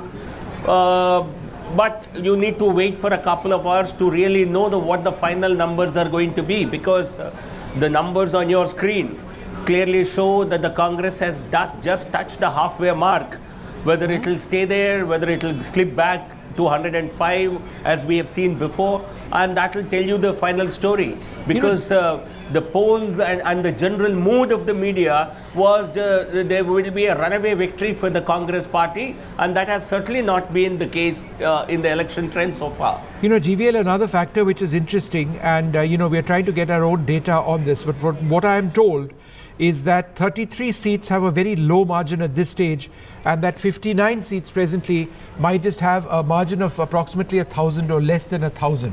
This being the case, do you suspect that there is scope for a change going forward as more rounds of counting continue? Yeah, so, see, the final numbers might be a few seats more or less than what is being shown currently. But the general direction of the outcome, I don't think is likely to change from what I have seen so far, because it's already some 3-4 rounds of counting have happened. But the numbers, you see, if the winner were to have a big lead, the outcome would not be very different even after 14 rounds of counting. But here, the party ahead in the race, the Congress is just on the verge of a majority, which can very well slip back by 10 seats when the final results come. So we need to still keep our fingers crossed. So we were just playing out a graphic with the close contests, and it was extremely interesting, that the graphic that was just played out before this, and it's really telling of the nature of the contest that's going on, and some of those are really, really important seats. You take Channapatna, JDS, BJP, 93 is the vote margin, 93 votes. This is HD Kumaraswamy versus CP Yogeshwar. Kolar, JDS versus BJP. This is the seat that Siddaramaiah wanted but did not get eventually. It's become JDS versus BJP battle. Look at Hassan, JDS versus BJP battle. These are bastions of the JDS. Melkote, SKP Congress versus JDS. Its vote margin is 126. Biligi, this is Murugesh Nirani's seat, sitting Industries Minister. Congress versus BJP, the difference is just 140. Maddur, again in Mandya district. Congress versus JDS, 162 vote difference. Look, these are important. I think the lesson that's coming really, ultimately when you get down to it, given these close contests, is going to show you that it's been a real hard battle in that JDS Heartland A. And you don't know how the numbers are going to change eventually. But at this moment in these close seats, 59 more leads seats are in favor for the Congress and JDS than the Bharatiya Janata Party, even in this close margin seats. That's right.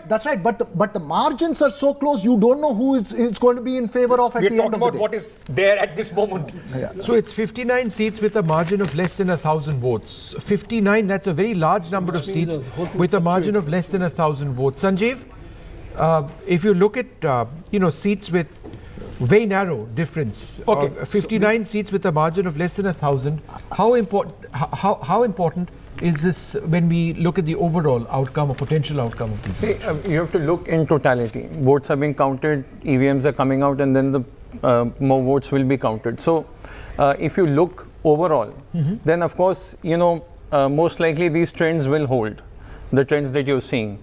And as more and more EVMs will open, more votes will come in. So the percentage of this is going to go down and the number of votes is going to go up. So I think more or less the trend will hold.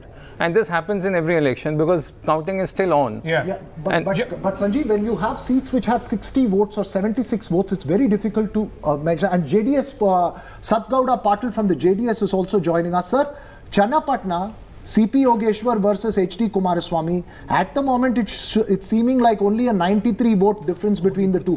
Are you fighting a battle? Who is your number one enemy today? Is it the BJP or the Congress? Both are enemies. There is no any one party. Both are enemies. And for HD Kumaraswamy is definitely he will win on margin. GT Devagowda leads in Chamundeshwari. Sorry, we lost the line with Satgowda Patil. Can you hear us, sir? Yes, sir. I am hearing. GT Devagowda last time he defeated Siddaramaiah. All right. And this time GT Devagowda definitely win, and also our former Chief Minister HD Kumaraswamy also win a margin votes. This is showing only for 4 to 5 rounds. Okay. After the winning rounds, he will be the leading in his votes. Okay, Shama, if I may bring you in at this moment. In fact, what Mr. GVL Narasimha Rao was saying, that for the Congress party, is there, if you don't touch about, let's say, 120 mark, will there be some sort of a, you will possibly form the government, but will there be disappointment in that sense? Because the feeling was that the Congress is heading, and that's what the Congress leaders were also saying, for a very big victory in Karnataka. I'm not even thinking about it. There is no if. We are touching more than 120. I'm very confident about that. These are early figures now. By 12:31, it'll firm up. But I also want to ask GVL one thing, that just in case if they lose this election badly or whatever, will Mr. Modi take responsibility? Because he was campaigning ferociously, that's what I'm going to say, ferociously, by calling names, whatever, gotten religious aspect to it and everything. I want to know, if when such a defeat happens, will Mr. Modi also take responsibility? The loss happened because the Prime Minister was campaigning there. I never hear. Always when there's a victory, it's given to Mr. Narendra Modi. But when there is a loss, there is no Narendra Modi. So I believe a leader should also take responsibility for the victory as well as a loss. That is a true leader, not somebody who just comes and takes responsibility for the victories. I think that's a mark of any political party. The loss usually becomes the state leadership, and other leaders also in the Congress are insulated from that. That is very unfair. So why can't the win also be? Why can't the win be given to the state leadership? Why is Mr. Modi always let him respond? Shama, you've made your point. Let him respond. You've asked a question. Let GVL respond. Yes, I can understand Congress party's discomfort with our leadership. They get scared, mortally scared. It's okay. We have no problem. But without Mr. Modi, without the campaign of the Prime Minister, our performance would have been far below what it is today. And the so-called anti-incumbency that you talked about does not exist. Is Rahul Gandhi responsible for So one minute, I want one thing. Is Rahul Gandhi responsible for Manipur defeat? Is Rahul Gandhi responsible for Tripura defeat? Is Rahul Gandhi responsible for Gujarat defeat? Or Rahul Gandhi is only responsible for Karnataka victory, where he is not allowed even to campaign? Mr. GVL Narasimha Rao, why don't you quickly reply to that? He's saying that Kannadigas... Shama, go ahead, reply to that. Shama, quickly, and then I have a question. Go ahead, Shama. No. He has not replied to my question, and he's insulted Kannadigas today. He's saying the Kannadigas are nowhere. There are no Kannadigas involved in this victory. He's saying it's only about Mr. I'm asking you're insulting Manipuris. All right, I just wanted to move away from. Okay. Let's leave that for the evening. State leaders have there's been plenty of that. You get a lot of time. Okay, Mr. GVL Narasimha Rao, I just wanted to understand one point over here. Would you accept that there is a failure or a failing of the local leadership of the BJP, and that whatever the BJP has achieved, if these leads translate into results in 73, possibly going up to 80, then it is because of what we've seen of the role of the Prime Minister, the BJP star campaigner going forward. Vishnu, there is obviously not a single factor that operates in any election. Certainly the Prime Minister's campaign was a massive a factor for the BJP's surge in votes, because our local leadership, I think you'll have to look at the way Karnataka votes. Election after election, there is always a local government or an incumbent government has always been voted out for almost 3 decades. One is that factor which operates naturally. Secondly, I think the local leadership possibly did not communicate the kind of work that was done. In Karnataka, development, you go to the people in Karnataka, they will tell you a lot of development happened in the last 5 years. GVL, may I just point out to what's happening outside the Congress office right now, because this was one of the key campaigns that Prime Minister started most of his rallies with Jai Bajrangbali. The Congress workers there have come with Jai Bajrangbali pictures, the pictures of Lord Hanuman, and they are celebrating. It seems, GVL, at this moment, Lord Hanuman, Anjaneya, has been quite kind to the Congress in Karnataka. Ankit, when you see those images, one is a little confused on whether it's the BJP office or the Congress office where this is happening in the kind of this one. But just in the midst of all this, just to point out here, I'm taking it back to our old Mysore region and to Bangalore. These celebrations, of course, in Delhi. Nikhil Kumaraswamy is trailing, and we have Mr. Patil from the JDS here, sir. You said Mr. Kumaraswamy will win. Nikhil Kumaraswamy is trailing in Ramnagara. Mr. Kumaraswamy is fighting a very tough battle in Channapatna. Is there something worrying for the JDS in these results? Quick response before we go back into Congress versus BJP.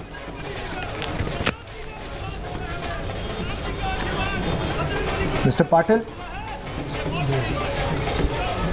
I don't think you've got... But I think this is an important point. I mean, when you have the bastions of the JDS having trouble in that in this one. Okay. Well, I think that you can see, the future of Karnataka politics. I mean, I think this is really the last hurrah for the JDS, whatever it gets, with the patriarch going out and campaigning. Patriarch is going to, is in the winter of his life now. And after him, the family is going to fall apart. They're already fighting. They're fighting with each other. So, you are seeing that in future, the political landscape of Karnataka will become much like Madhya Pradesh, Rajasthan, Chhattisgarh, where it's bipolar, Congress versus BJP. Possible. And that is a big change, and for the BJP, it's a huge gain, even if they lose this election. Yeah. It's a huge gain for them. And Vishnu, while putting the question across to GVL Narsivara said, it's 72, it could possibly be 80. Vishnu, if it goes up to 80, then it's a problem on the other side. Look, so these numbers, we are only talking of 5. It could go down for the JDS. Possible. But JDS... No, but still holding on to 30. They've touched to 30. 30, which means... They're only 7 down at this moment, touched to 30. That was something that they would have been looking on. So this is a bit of a surprise if you look in the last 1 hour, where the JDS was flagging, was actually doing... They've now... So whatever gains Congress has made largely at the base of the BJP. So the point that Sugata and Chandan were making in the morning, it may be a hit to the JDS, but not a body blow yet. To go for that point that she's saying of bipolar state, it may not bipolar yet. Could also not mean yet. bipolar. I'm saying but this is probably the last hurrah for the JDS. Arti, I have a bit of disagreement there, because bipolar could also mean BJP, JDS.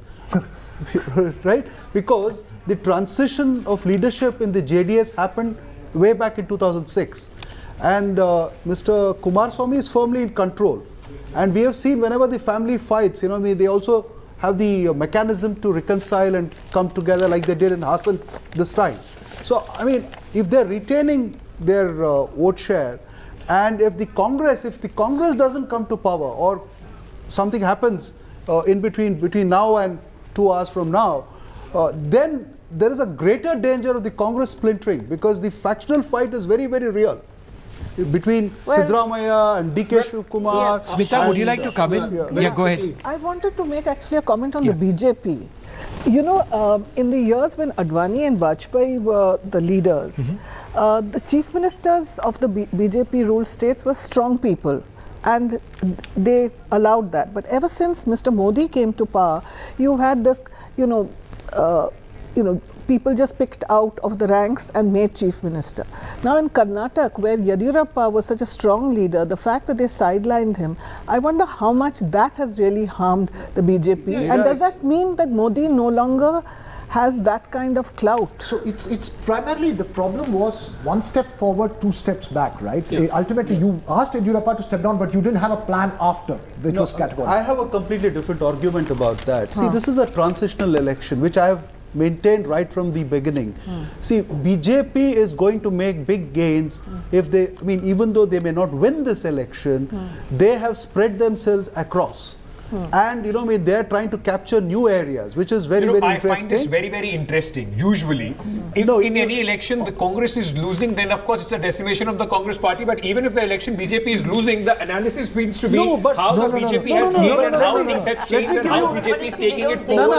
And this election right now is the election of the Congress party. Let's hear what they have to say to that. It would have been Ankit had it been a 125 plus for the Congress party. I'm saying it would have been. It would have been an emphatic win.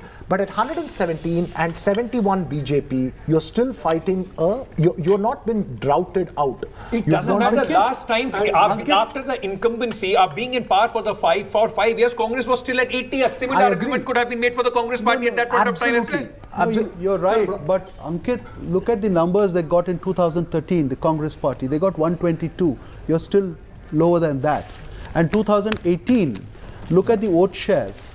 It is data that is speaking. I'm not. So 2018 Congress had more vote share than the BJP. Absolutely, yeah. The BJP has only been able to retain almost the vote share, the similar vote share. It's Congress which has gained the vote share this time. Precisely. All right. I think Veera wants to get another cup of coffee. I'm going to my friend Noor Ali. He's going to his friend Noor Ali. And while he does that, let me just summarize what the overall situation is. If you look at the Congress, in terms of leads, is at 117, the BJP at 71. So while the numbers seem to indicate that the Congress might be in a position to form the government, I think the point that we've been making is one, that the numbers don't indicate a very substantive simple majority, which is why there are now reports of the Congress being a bit worried about thinking about moving their leaders across to Tamil Nadu. Also, I think the question which needs to be asked of the BJP is that with a lack of leadership at the local level being a real concern, was it the last fight back by Narendra Modi which has taken them to where they are presently? Right. Veera. So, Bisibele Bath is ready. So, Bisibele Bath, which is all set. So for all of us, we will have a nice pre-lunch thing as we go along. Noor Ali, happy? Chanaidiya? Results okay? Okay, sir. Okay. He wanted Congress to win. Ask him he's happy. He should be the first one eating the BCBL Bath. Noor Ali, mic इस्तेमाल कीजिए. नहीं कुछ नहीं, बस बात कीजिए. हाँ, सुनाई दे रहा है. Hello. खुशी? ಖುಷಿ ಸರ್ ಫುಲ್ ಖುಷಿ ಆಗಿದ್ವಾ ನೀವು ತಿಂಡಿಲ್ಲ ಆಗಿದ್ವಾ ಆಗಿದೆ sir Okay, Ankit, would you like to come and talk to Noor as well? I would let Noor Ali have his moment. He wanted the Congress to win. His party is winning. Possibly you will taste that sweetness of the victory in what he has made for you also in the Bisibele Bath. He has made Bisibele Bath. This is not sweet. This is spicy and nice. And idu bundi haki. He's going to make the bundi as well, and we will serve it to you guys at this one. You see, Bisibele Bath, I think Maya may be able to explain to us better the secret of the Bisibele Bath. I wish I knew how to cook, but let us just say it's a delicious Karnataka dish, which is a kind of a mix of everything. And it's very, very tasty, especially when it's served bisi, when it's hot. What is the difference? Now that your Karnataka Congress MLAs may end up in Tamil Nadu, I want to know what is the difference between sambar rice and Bisibele Bath? Everything. What is the core difference? Chandan, do you know how to cook? Things like Correct. that. It's a dish in itself. Yes. It's a dish. It's a complete dish in itself. It can have vegetables. It can have. It's just tasty. You will Meanwhile, understand. our colleague Srija reporting that Siddaramaiah is presently sipping tea. Thank you, Noor. Shukriya, thank you. Thank you. Dhanyawad. Yeah, I didn't rule it out actually even then. Yeah. Okay, so let's. So this is very, very important. I mean, the vote change percentage that we are talking about at this moment, from 2018, there is 1% less for the Bharatiya Janata Party and 5% advantage as far as the Congress is concerned in terms of the vote percentage that is coming in at this moment. We'll just take a look. 43% for the Congress, 36% for the BJP, 14% for the JDS. So JDS is about 4% down. So Ankit, you know what this means? Yeah. The BJP is in the position of Congress, getting votes all over, not seats. Yeah. 71 so BJP seats. has been able the same to vote increase percentage their last time. footprint as far as Karnataka is concerned. Yeah, that's strategically more important for them at this stage when they're making a leadership change. So, and if they spread themselves across Karnataka, it becomes easier in the next election. And 2024 is going to depend on that. And frankly, they won't be poaching nothing. See, with 2024, because in 2019, BJP maximized it in any case. So for the BJP, it's the challenge is to retain what they were able to do in 2019. It's not that they can go over that. There were hardly 2 seats. BJP won everything else. I think primarily the BJP strategy was a little different. See, they did not completely rely on caste vote. They tried to reshuffle a lot over there. They brought in a bit of Hindutva at a later stage. Then they also played up a bit of their development work. Especially Old Mysore region, they've been speaking about their eight lane highway. And a lot of such things have happened. And if you remember the Lokniti poll, the beneficiaries were quite happy with the delivery mechanism that the state government and the central government had put in place. So there are lots of other factors that are coming in. Professor James Barra, let me come back to you. And I just wanted your thoughts on a couple of key candidates over here, because it is quite interesting who is trailing right now. Among those trailing, V. Somanna from Chamrajanagar of the BJP, Jagdish Shettar, the very high-profile shift to the Congress party, but he's trailing as well. R. Ashoka of the BJP trailing in Kanakapura. H.D. Kumaraswamy, who was earlier trading, is now in the lead. Jakiroli Ramesh Lakshman Rao, he is now leading. He wasn't a little while earlier on, but other BJP VIP candidates, Madhuswamy trailing, Sriram, Renukacharya, BC Patil, they're all trailing. ST Somshekhar. Any thoughts on these leaders? I think they may, like their party, be in trouble in the election.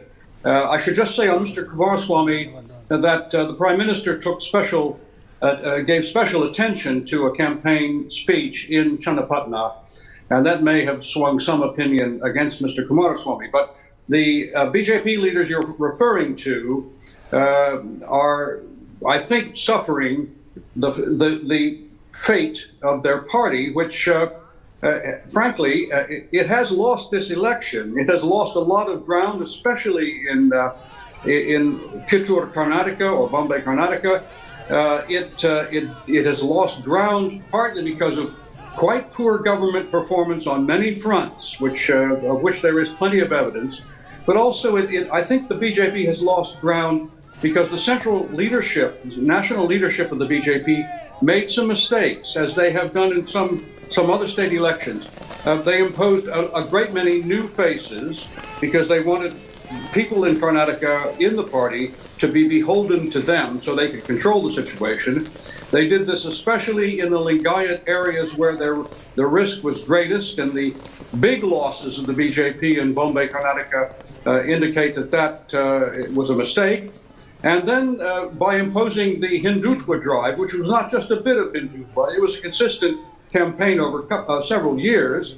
And then we had some very strange rhetoric from national leaders during the campaign when the Prime Minister actually claimed that Congress would take Karnataka out of India. Nobody has ever referred to that, has ever suggested that in 50 years that I've been watching the state. Right. So I think the BJP has lost, these candidates are losing for that reason, and it's partly because of mistakes from the center. Let's just go quickly across to the Congress headquarters in Bengaluru. We've got some footage coming in. Let's go straight across to our correspondent Srija over there. Srija, what's happening around you? Okay, this already, of course, we see that the numbers are actually coming in. We are looking at how the Congress is much, much ahead of the BJP. And yes, already the celebrations have started here at Congress office on Queen's Road in Bengaluru. You have they've brought in crackers just the minute, when the results are announced, they're going to burst these crackers. Now that's the kind of celebration that we're already looking at. This point in time, there's holy colors that's been already smeared on the party workers. If I could talk to a person, basically, like, if you can tell us Yes, if you can tell me how the Congress has already won the election, and the Bharat Jodo Yatra has done very well throughout India, and the downfall of Modi. What do you think you're crediting this entire success, which you call it, you all have already won? No, Bharat Jodo Yatra is the main success of this win in the Karnataka, and throughout India it is the downfall of the Modi from Karnataka state. That's only one thing that you see. No, we have a lot of things. In COVID time, Congress have helped a lot of Indians, and Modi people have done a lot of scams. Only that they have done all the scams. They have not benefited any public of Indians. So here you have a lot of party workers in fact celebrating, saying that the Congress have already won. They have already, in fact, though the results are not. If I could go across to few more, party workers here who smeared colors on them. Congress, celebrations are happening right now. Yes, we have already started celebrations since 9:30 in the morning. Okay, so because you were already sure of crossing the halfway mark. Yes, this is only shown on screen, but what people mandate, we knew long back that they are going to bring Congress this time. What do you think you credit this entire success to? Congress Karyakartas and leaders, definitely we have Good soldiers of the party deserve this. They have fought See, be it the Karyakartas, the national leaders or the state leaders of Congress, we have been with the people of Karnataka since last 5 years. All right. In fact, the Congress workers who are already celebrating, they're calling it as a win for the Congress party that has been out of power for nearly 3.5 years. Of course, they were in coalition with the JDS up until the BJP, in fact, which the Congress calls it. They had deployed something called the Operation Kamal, ensuring the toppling of the coalition government, the JDS and the Congress. So finally, you're looking at, yes, the numbers are not out yet, but of course we are looking at the trends, which is showing that Congress is much ahead, having an edge over the BJP right now. But this is what we can show you right outside the Congress office. Celebrations, smearing colors, people in fact shouting slogans in support of the Congress, crediting the success to Bharat Jodo Yatra. Back to studio. Let's shift from Bangalore to Delhi. Now Arvind Gunashekhar joins us from the Congress headquarters here. Arvind, tell us what the sense is. It's still not a comfortable, something where the Congress can, have they started breathing easy? Have they called it an election? What's the sense you're getting? So what we are seeing on our screen now here is celebrations here at the Congress headquarters. Party workers here bursting crackers. They are dancing, they are playing songs and dancing here, celebrating the victory of the Congress party in the Karnataka Assembly elections. Though the party workers are celebrating here, but the party leaders who are managing the elections in Karnataka, they are very cautious because according to them, there are at least almost 24 seats where the margin is very less.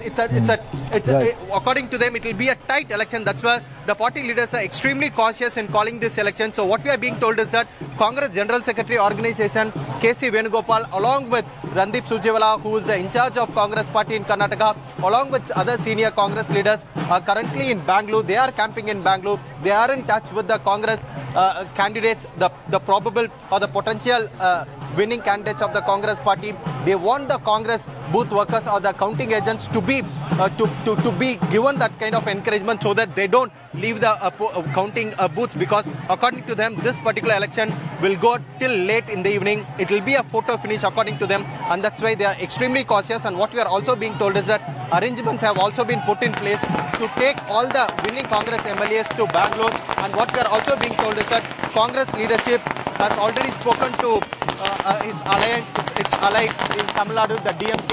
So what we are being told is that there is a plan to take the Congress MLAs to Tamil Nadu if a need arises in order to keep the flock together. That's also in place. But now the Congress is watching this election very carefully. They are not calling this election already, but they want the Congress workers to be careful. They want to ensure that the Congress wins this election, but they are not taking any chances. Calling the election, but the visuals behind you are the workers have called it an election. Celebrations are out. But Sanjeev, very quickly, we were talking about K.C. Venugopal and Randeep Surjewala. For Randeep Surjewala, Karnataka is also an election of resurrection for himself. He was in Goa last time. Mr. Digvijay, after the mistakes that were made by Mr. Digvijay Singh, Goa this time was a big defeat for the Congress party. It's very important for Randeep Surjewala's own personal career as well that the Congress wins the election and there are no hiccups. Well, of course, finally those pictures that we saw, very refreshing to see Congress party celebrating an election win, which is very rare these days. But yes, even for Randeep Surjewala personally, I think he'll feel vindicated at some level because he had put in all that effort, and congratulations to him. Sanjeev, also a point as far as, and the point I was trying to make earlier when we got into the break, and while you said that while the BJP loses, you say that BJP hasn't lost, but when the Congress, if the same thing had happened to the Congress, you would have said it's a defeat. I agree with you that if these numbers hold, it's a defeat for the BJP, but let's look at the vote shares. The BJP's vote shares doesn't seem to have gone down tremendously. See, we had the panelists saying that, BJP is losing seats because they've not done well. It could be true to an extent, but if you look at vote share, BJP is still where it was. It is the JDS that has lost about 7% vote share.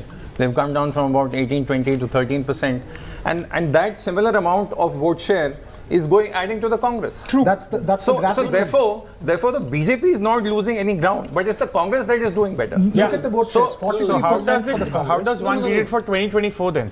No, but look, never juxtapose a Karnataka assembly election with a parliamentary election. There, the BJP gets a 51% vote share. That 10% JDS vote, which is around 20%, falls down straight to 10%. So there can't be a correlation. No, but would you like to venture on that point? Do you believe that there is something that the BJP needs to take for 2024, and that it's more than just saying that, look, no, very different elections?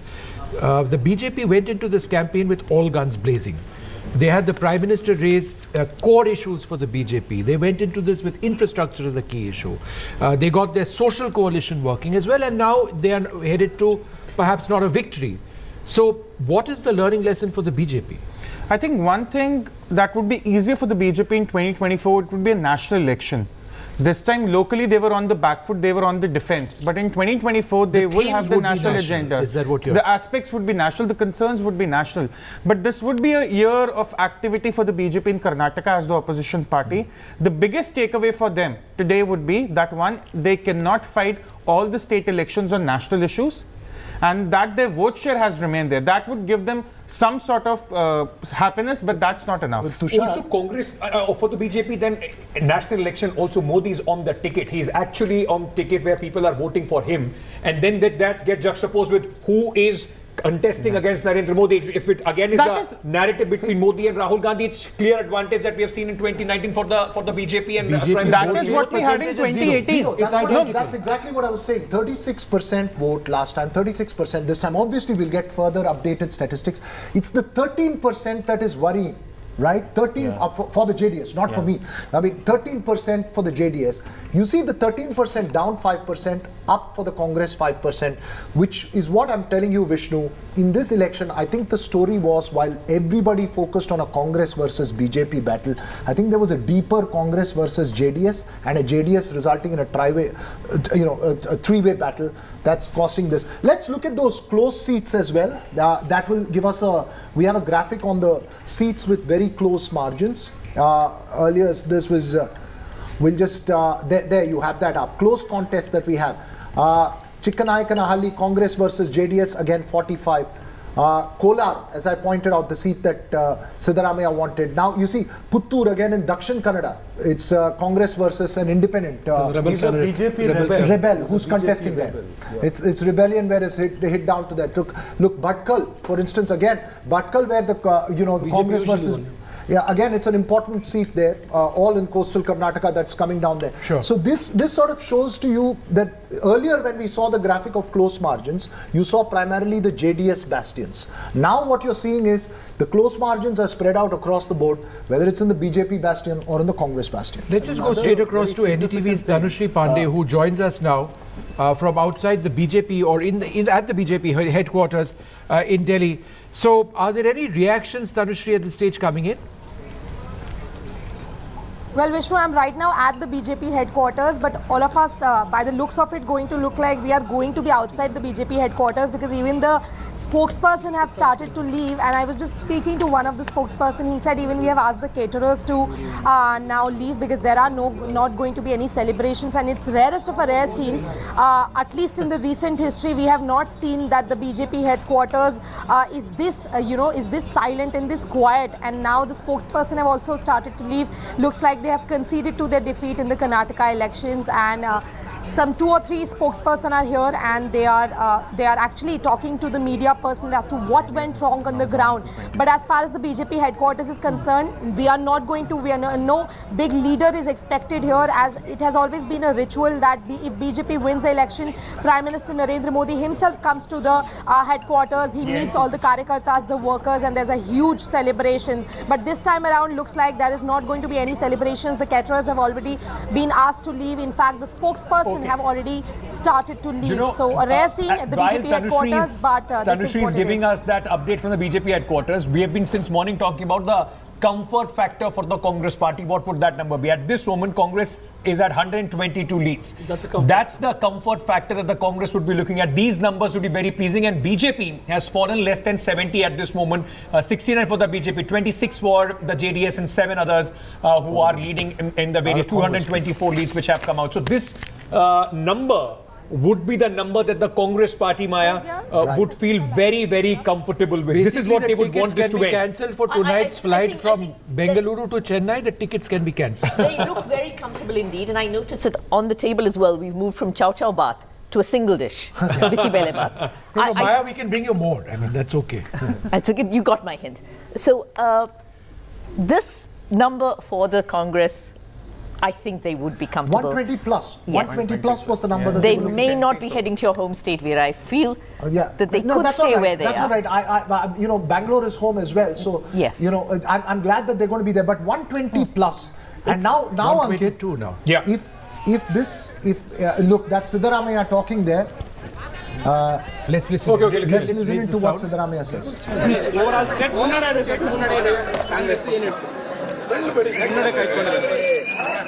Congress ಪಕ್ಷ ನಮ್ಮ ಅನಿಸಿಕೆಯಂತೆ ನಮ್ಮ ಲೆಕ್ಕಾಚಾರದಂತೆ ಮುನ್ನಡೆಯನ್ನು ಸಾಧಿಸಿದೆ.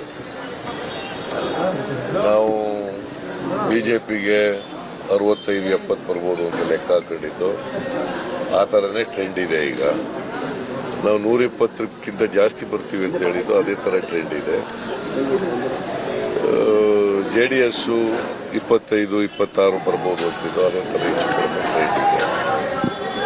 So Congress party 120 ಮೇಲೆ ಸ್ಥಾನಗಳನ್ನು ತಗೊಂಡು ಗೆಲ್ತದೆ. ಈಗ initial stage ಇನ್ನ 5 round 6 round 7 round ಹಿಂಗೆಲ್ಲ ಆಗಿದ್ದಾವೆ. ಇನ್ನೂ ಜಾಸ್ತಿ ರೌಂಡ್ಗಳಾಗಬೇಕು. ಸೊ ಅದರಿಂದ ನಾವು ಕಾಂಗ್ರೆಸ್ ಪಕ್ಷ 120ಕ್ಕಿಂತ ಜಾಸ್ತಿ ಸ್ಥಾನಗಳನ್ನು ತಗೊಂಡು ಅಧಿಕಾರಕ್ಕೆ ಬರ್ತದೆ. ಸ್ವಂತ ಶಕ್ತಿ ಮೇಲೆ ಅಧಿಕಾರಕ್ಕೆ ಬರ್ತದೆ. ವರ್ಣದಲ್ಲೂ ತುಂಬಾ ಲೀಡ್ ಇದೆ. ವರ್ಣದಲ್ಲಿ ಈಗ 3 ರೌಂಡು 4 ರೌಂಡ್ ಆಗಿದೆ. 3 or 4 rounds are over in Varuna. So ಇನ್ನೂ ಜಾಸ್ತಿ ಲೀಡ್ ಆಗುತ್ತೆ. I will lead. The leads will increase for me in Varuna as well, is what he's saying. Puttaranga Shetty ಅವರು ಕೂಡ ಗೆಲ್ತಾರೆ. ಸೋಮಣ್ಣವರು 2 ಕ್ಷೇತ್ರಗಳಲ್ಲಿ ಸೋಲ್ತಾರೆ. ವರ್ಣದಲ್ಲೂ ಸೋಲ್ತಾರೆ. So Somanna has contested in 2 constituencies, in Varuna as well as Chamarajnagar. ಕೇಂದ್ರ ನಾಯಕರು BJP ಪರವಾಗಿ ಬಂದಿದ್ರು, ಅವ್ರು ಅಲ್ಲೇ ವರ್ಕೌಟ್ ಆಗಿಲ್ಲ ಅನ್ನೋದು ಇಲ್ಲಿ ಸ್ಪಷ್ಟವಾಗಿ ಕಾಣ್ತಾ ಇದೆಯಾ? ನಾನು ಹೇಳ್ತಾ ಇದ್ದೆ, ನರೇಂದ್ರ ಮೋದಿ ಅವರು ಎಷ್ಟೇ ಸಾರಿ ಬಂದ್ರು ಕೂಡ, ಅಮಿತ್ ಶಾ ಎಷ್ಟೇ ಸಾರಿ ಬಂದ್ರು, ನಡ್ಡಾ ಎಷ್ಟೇ ಸಾರಿ ಬಂದ್ರು, I have already told that ಮತದಾರರ ಮೇಲೆ ಏನು ಪರಿಣಾಮ a campaign by the Prime Minister will not be ಜನರು the one that can change the narrative on the ground. ಅವರ ಭ್ರಷ್ಟಾಚಾರ, ಅವರ ದುರಾಡಳಿತ, ಅವರ ಜನವಿರೋಧಿ ನೀತಿ ಮತ್ತೆ ಅಭಿವೃದ್ಧಿ ಏನು ಕೆಲಸ Corruption and anti-incumbency were major issues. ಬೇಸತ್ತಿದ್ದಾರೆ, ಜನ ಬದಲಾವಣೆ ಬಯಸ್ತಾ ಇದ್ದಾರೆ ಅಂತ ಹೇಳಿ. And people wanted change. ನಾನು ಹೇಳ್ತಾ ಇದ್ದೆ, ಬಹುಶಃ ಅದು ಅದೇ ರೀತಿ ಜನ ತೀರ್ಪು ಕೊಟ್ಟಿದ್ದಾರೆ ಅಂತ ಹೇಳಿ ನನಗನ್ಸುತ್ತೆ. So that's Siddaramaiah saying that he expects the Congress to be 120 plus. This is the first number that Siddaramaiah has actually given out himself, and he's waited. Careful. He's being very careful. He's very careful, like the old seasoned politician, waiting closely, and then finally, I will talk when I can talk. It's interesting that the Congress leaders are, by and large, I mean, the celebrations haven't gone overboard. Yeah. There has been no major national or state leader other than Siddaramaiah, who was very muted in that response so far. Yeah. I think they're still waiting to see what finally happens over there. There could be a sense of disbelief at one level that have we actually done this? Not or in the Delhi Congress. Not in the Delhi. No, they are focusing on Bhangra. So you but know, I think if I can just, I think the point that needs to be looked at is, I mean, when would the Congress actually come on the stage and say, no, we have genuinely won, it's over now, our leaders are secure, we're going to form the government and X is going to be our next chief minister. Do you think that's going to happen, Sanjeev? See, soon? Right now, we are looking at, these are all projections, right? If you look at the vote share, something is not adding up. If Congress is getting a 43% vote share, then the number of seats has to be 120 plus, right? There is that drop in the JDS vote share, but where is that going? Right now, the number of seats that JDS has is more or less where it was last time, while the vote share has gone down. My theory is that the BJP, wherever the BJP lost its vote share, it's got compensated by some of the JDS vote coming into it. The JDS vote, which has gone 5%, is not even Steven between. The Congress vote has, so this is tactical increase in vote share for the Congress. I think what has happened is they've increased vote shares in Congress versus BJP seats and Congress versus JDS seats, and some of the JDS vote has also transferred to the BJP. True, like we were seeing in coastal Karnataka, where the Congress is gaining. So, of course, the vote share would come from there as well, where the BJP swept it last time. Very interesting. Just one second. We have a spokesperson for the NCP. And if you are wondering, Mr. Clyde Castro, what is NCP doing in Karnataka election?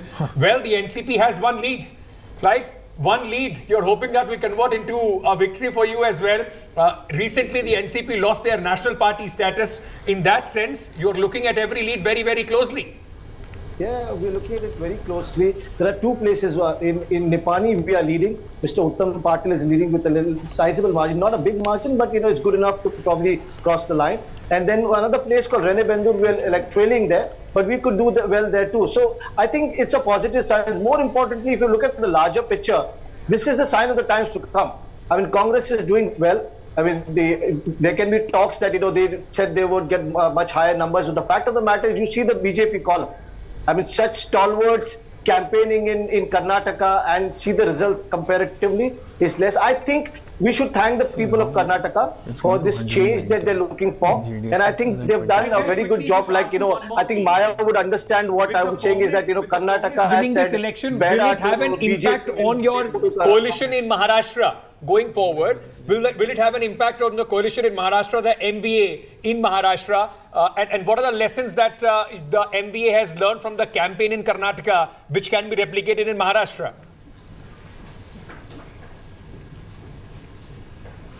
All right, sorry, we've lost that line with... okay, you're back, Clyde. Go ahead. Strong together, Karnataka. We are together strong in Maharashtra also. So we are together, so nothing to worry about in Maharashtra at all. All right, we are joined now by Mr. Ajay Kumar of the Congress Party. Thanks, Ajay, very much for being with us. When would you start to feel comfortable? I mean, I know you would say that, we are well past a simple majority of these leads translate to results. But, for your own sense of security, given what we've seen in other states, etc., would it be a little bit more than 120 when you would say, no, this is secure and it's a done deal? No, I think, Vishnu, first of all, I have a great deal of respect for you. So imagine for the people of this country that even winning the maximum vote share and winning the maximum number of seats it's still not a criminal act which the Bharatiya Janata Party, the top leadership seems to indulge in, you know. So it's as if you want to save India from every aspect, and it's saying that it applies to us, it applies to everybody who's in this election. You play the game fairly, you know, and I think we would be definitely be. You will see the. I definitely believe that we should touch cross 125 or so, or maybe close somewhere between the 125 to 130. But sure, that's a different issue. The issue which is critically important is that here is the top leadership of a political opponent, the Bharatiya Janata Party, which has used every underhand dealing to, you know, and they're openly saying that we have a plan B. What can be a plan B? And all those people who are, you know, who are so-called, a lot of English-speaking listeners continue to be impacted with this kind of fraudulent behavior, is that very simple thing. What is plan B in an election? There should only be a plan A, that you get the maximum votes and maximum seats, you form the government. So and we might say it's real politics and all that. So the issue again is, I think it's high time, you know, conscientious reporter, anchors like you and everybody else, let's say that, listen, respect the opponent. They fought a good fight, we fought a good fight, and whatever be the people's mandate, respect the mandate. So I think we should be comfortable. No, for but Roger, sure. when will the Congress call the election? At what stage will you call the election? Look. No, Vishnu, my question is, everybody seems to be calling it. Mike, we've been, I would say that let all these seats You're come being in. very cautious. That's why I asked this question. Tomorrow. You're No, being I'm not extremely being cautious. And not just you, a lot of your leaders. Okay, so I found Mr. one sec. Siddaramaiah also fairly cautious. You know, in his remarks just now. I'm just trying to understand. Yeah, okay, sorry to interrupt, Vishnu. Vishnu, go ahead, please. No, I'm just trying to understand when you would start, or some of your leaders would start making announcements saying that, you know, with this lead at 120, the magic mark is 113. If these leads translate into results, we're going to win these elections. At what time? Do you believe 12 o'clock? We've now entered the fourth round of counting in many centers already. It seems quite clear that you will be the single largest party.